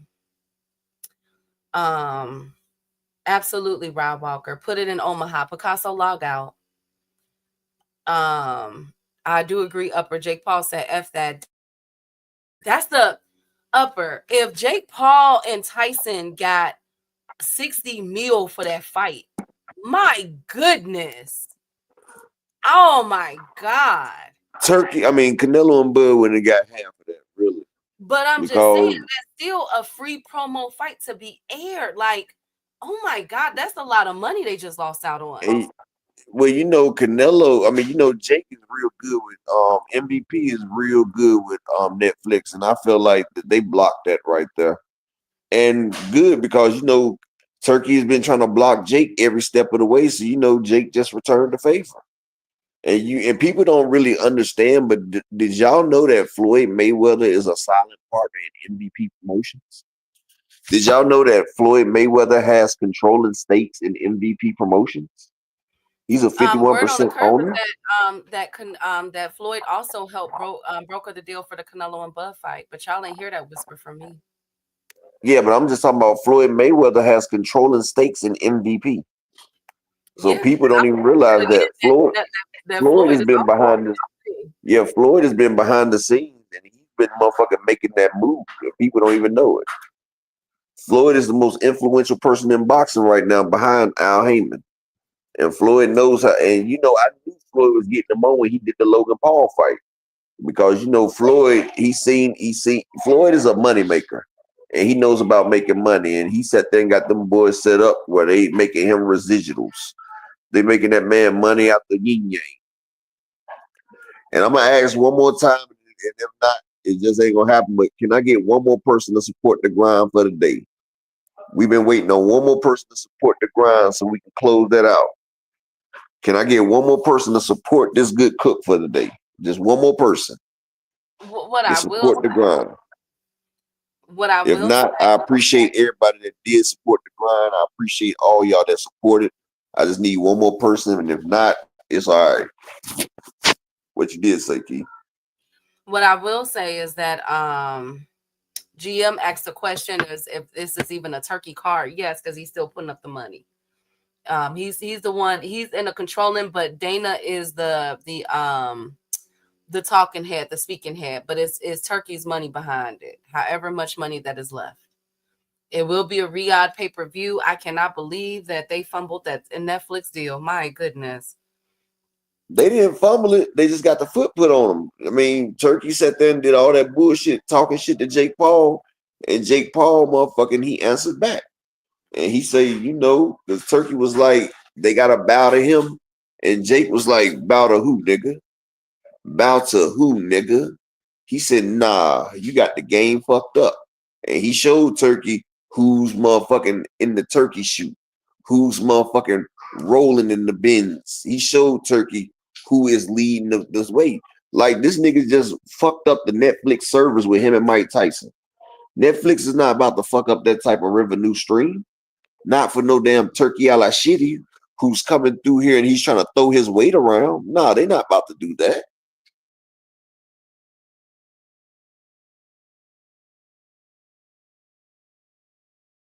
Well, this is gonna be no, I don't know what is gonna be, GM, if it's gonna be a TKO card now. Because he said that he's changing the name. Remember I told you guys that last week? What did TKO even stand for? Total knockouts. I don't know. I'm just saying. And they ain't getting no goddamn knockouts. No knockouts on either of. I'm sick. I'm here in Riyadh season. I'm sick of Turkey. It's like a hemorrhoid. Thank you, Rod. Well, let's see how this goes. I'm going to keep my eye on this. I have a feeling that we could be going through some more changes with this card. The good thing about it, I will say the positive thing about it is that we're going through it now instead of how they did Bivol fight and Baturviev 1 and 2 a few weeks before. Remember that, Upper? So at least they're going through Yeah, this it was right trash. now. Yup. So at least we're going through this. The changes right now. In in September is a few months away, about 4 months away. So if Bud run around, say they're gonna call it sweet science, 2 cents. But that it really is. Bud said in the interview that he has 2 fights left. One with Canelo. Who's gonna be part 2? Who do you think? Who's It gonna ain't be gonna be Earl. I wonder if it's gonna be a Canelo rematch. I wonder if they have a rematch clause in it. I wonder. It ain't gonna be no Charlo. It ain't gonna be Earl. But who else can you make money with? Because your name alone doesn't bring the money. So hell, it would be surprising if it was an Earl rematch though. But that shit won't happen. But I would love to see him and Earl at a higher weight class though. Yeah, Earl is coming back to say. I just seen Earl, him and his family chilling in the vehicle. Earl's in good shape, and he's big. He's like he look like a middleweight. But shit, hell, Bud versus Earl too would be nice, but I don't think Bud want that. It would be nice for the culture though. It Oh would my be great for the culture. I spoke too What you soon, say? Upper. I spoke too soon. What? What? Messing this up already. The first press conference is going to be in June for Canelo versus Bud in Saudi Arabia. Never mind. I spoke soon. Why not put the press conference in America, Turkey? Started off in America, Turkey. Why would you do it in Because June? he have to show off to the prince. You know, everything has to go past the prince first. Oh, and then that just lets y'all know whoever told y'all that Bud and Canelo was sold out was absolutely incorrect, because we got a whole new venue. We don't even know where the venue is going to be. There's no Blue location. bloodline ass. That's blue bloodline ass. Yeah, I just got the confirmation. My source just texted me that they're listening. My source is listening in, and he just told me that the first conference will take place in Saudi Arabia. I spoke too soon. They finna mess this fight up. I spoke too soon. Never mind. Never mind, you guys. Never mind. They were sold out and available. Yes. Yes. The only sold out they did was sold out they culture, like sold out, like turned it back. That's the only kind of sellout they did. Uncle Tom sellout type shit, because they didn't sell out the damn tickets. But hell, they just mentioned the damn fight. So how the fuck, man? Blue blood just be lying for no fucking reason, dog. God damn, blue blood, you queer ass folk. Thank you. Shout out to all content creators, upper. But anyways, I'm gonna keep my I'm gonna let you guys know Shout out to my brother, Mr. Altruistic, coming through with the $10 holler in the Cash App. Shalom King. He always come through and support the grind, man. Shout out to my brother who always come through and support. Every day, my man come through and support, man. I appreciate you, Mr. Altruistic. Shalom King. All praise to the Most High, and peace and blessings to you. But yeah, the motherfuckers always lying. Thank you, Mr. Altruistic. Last topic. PBC and Golden Boy, upper, real quick, have officially joined forces. I got a call. I got a chin check Oscar. Y'all. Oscar did all that timing in the PBC. Did he not, ladies and gentlemen? Did he not do all that talking against the PBC and Al Heyman? Okay, he said all that stuff. But you know, Oscar love that motherfucking PBC money. He loves that PBC money. And just for him to now link up with the PBC, wow, Oscar, wow. Look at the picture on the screen, Key. I see it. Wow, he did all that talking, but I cannot help but to point out the fact that Oscar has not been happy with Turkey Al-Sheikh. And when Turkey them threw them shots at Golden Boy, at Golden Boy and Matchroom, the only person that conceded to Turkey was Eddie Hearn. Oscar been in the cut quiet. Y'all notice that? Oscar, he went at Dana White. You feel me? But he ain't, you know what I'm saying? We ain't been seeing no Oscar and Eddie on that Friday card last week. Y'all peep game? Y'all peep game? Where is Leonard Ellerby? I don't even know, Zulu. I ain't seen him. Leonard Ellerby is managing. He's in the cut, but he's still doing business with the PBC. He still is with Tank Davis in the cut. He was talking big stuff with Rolly, because you know Rolly is his guy. So you know when Rolly won last week, y'all missed it. Leonard Ellerby was going off on everybody. But I just wanted to point that out. He doing women's basketball. Yeah, he do be helping signing a few women players too.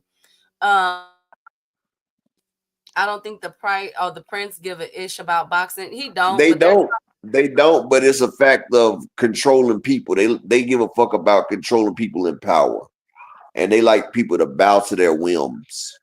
So he really don't give a fuck about boxing. But the fact that he got these men that fight for life and death coming over there and bowing to him, that gives him an ego boost. That's what they care about. Just like they don't care about women and men, but they like to shit on people over there in Dubai. It's just about wiping a motherfucker ass with your hair. That's all. You can use Charmin toilet paper, but Ain't nothing better than doing it on 30-inch Brazilian. Thank you, Upper. Thank you so much. But yeah, that is interesting. So with the PBC and Top Rank doing business, I'm curious, y'all. I would like to see how this mixes up the 54 division and the 75 because now Zerto can get enough. You feel me? Wait, because Zerto's at 168. I mean 175, right? Let me make Zerto sure. at 200. He's at cruiserweight. Oh yes, he's at 200. I'm sorry, you guys. So 200. So I would like to see how Zordo gets mixed up with the guys. I want to see if Zerto going to finally fight your boy from Australia, Opataya. Right, Opataya. They're supposed to, but that's up to Golden Boy. Golden Boy better not pull. Once he handle his business, they're supposed to be getting into negotiations. So let's see, Upper. Otherwise, we gotta call him a duck. But I would like to see how this is gonna match up for 154. 147. Now with Ryan Garcia being eligible to fight some 147 PBC fighters, maybe Stanley Jonas get back up and up with Ryan Garcia. That'd be a good fight for Ryan. Ryan come back and fight Stanley Jonas.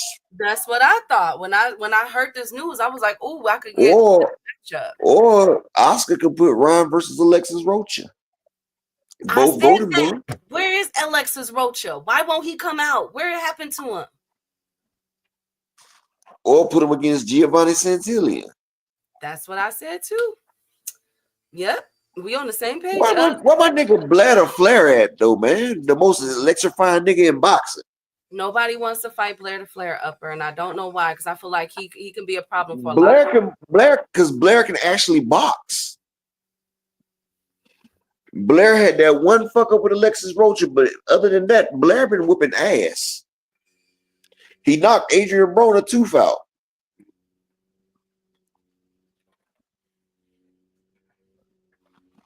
Yeah. Motherfuckers they don't want that Bladder Flair work. They don't want the most electrifying person in.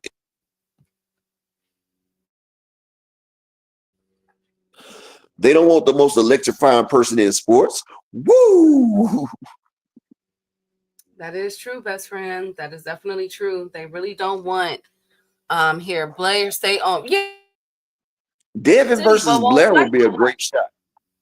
I want to see Blair versus Devin because Blair did call Devin and Shakur out. You've been preaching to the choir, Upper. I said that. I said I want to see Blair versus Devin. Everybody thought I was tripping. Oh, Devin, wash Blair. Okay, Lee Jackson. I know, yeah, he does stay on Mill City, Andy. And the other day on Mill City, he said he was trying to holler at Devin and Bill them don't want to talk. Oh, and I will say this is officially day 10 that Devin Haney and Bill Haney hasn't responded to Rolly Romero's claims. Because they scared of Rolly, and Rolly's the A-side. Shit. What we got to say about that, Chad? I mean, y'all, I haven't forgotten that. Cussing out everybody else, Antonio Tarver. They done cussed out, Jim Lampley, all of them. Okay, Rolly come out and make that statement. Not everybody quiet. Okay, because they know Rolly standing on business, and Rolly will stop Devin. I said that. The Rolly that fought Ryan Garcia, that was a complete Rolly Romero, and I feel like Rolly Romero would have gave Devin too much. Rolly would have caught Devin. Devin would have still had his hand on that chin when Rolly knocked his ass out. Rolly is too much power, and they ain't gonna put Devin in there with that. He's already having nightmares of Ryan Garcia. You gonna put somebody that hits harder than Ryan in there? Shout out to my nigga, the Mexican monster, Kawhi Elliott in the building. Hey Kawhi, good to see you. Rolly done grown and matured. Yes, but I'm just and saying. He got that new trainer. And Rolly got that new trainer in there that's teaching them motherfucking some damn good footwork and how to control distance. She called Blair Cobb Robin. She just basically called him Robin. I mean, but I'm just saying, I'm waiting on it. I guess nobody is paying attention to that, but okay. You know something, Keith? They obviously really actually scared of Blair Cobbs. You think so? Well, Blair, huh? Who's scared? Devin?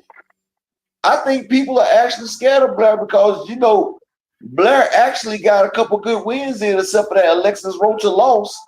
Blair was doing his thug things. Remember, he was calling Boots out. Blair was wanting to smoke.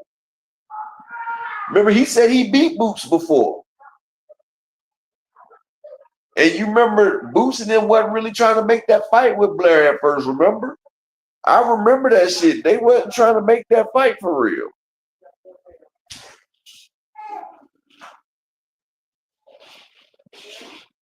That's an interesting take, best friend. I might have to concur. I might have to concur. Yeah. I mean, so that's Rolly and Blair that they're not paying attention to. Interesting times. Interesting times, Upper. But that's all I got for y'all because I got a dinner appointment. Upper, you got anything else? Nah, that's it for me, man. Appreciate everybody for coming through. Appreciate everybody that supported the grind, man. I'll see y'all here tomorrow. Peace and blessings to everybody, and I'm out. Thank you guys so much for coming through. Happy Tuesday to everybody. Thank y'all for participating, chatting. Of course, we got the best chat in YouTube boxing, period, hands down. To be tied up and in contracts. I agree, Alan. Tomorrow we'll be back to discuss everything that we did not get to today, including the fight cards for this week. We do have the return of one of my favorites. Y'all already know, Serhii Bohachuk. That's my boy. But I'm not gonna care about. I already know y'all gonna cuss me out about these cards. But I just want to say thank you. Thank you, Ashley's Corner. Thank you, Miss Joette. I truly appreciate you, Queens. Shout out to Picasso, Andy, All Things, my right hand, Zulu, Kawhi. 2 Cents Boxing was in the building. Andy Gill, thank you so much. ABZ, Rod, Marquis was here. Everybody, thank y'all so much. I will see y'all tomorrow. And as always, I'm out.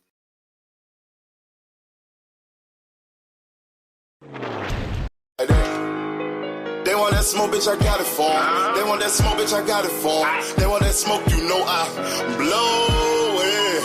They call me Sunny Monster for a reason. I'm really dripping, leave a nigga bleeding. I get to squeezing, leave a nigga. They want that smoke, bitch, I got it for 'em. They want that smoke, bitch, I got it for 'em. They want that smoke, you know I blow it.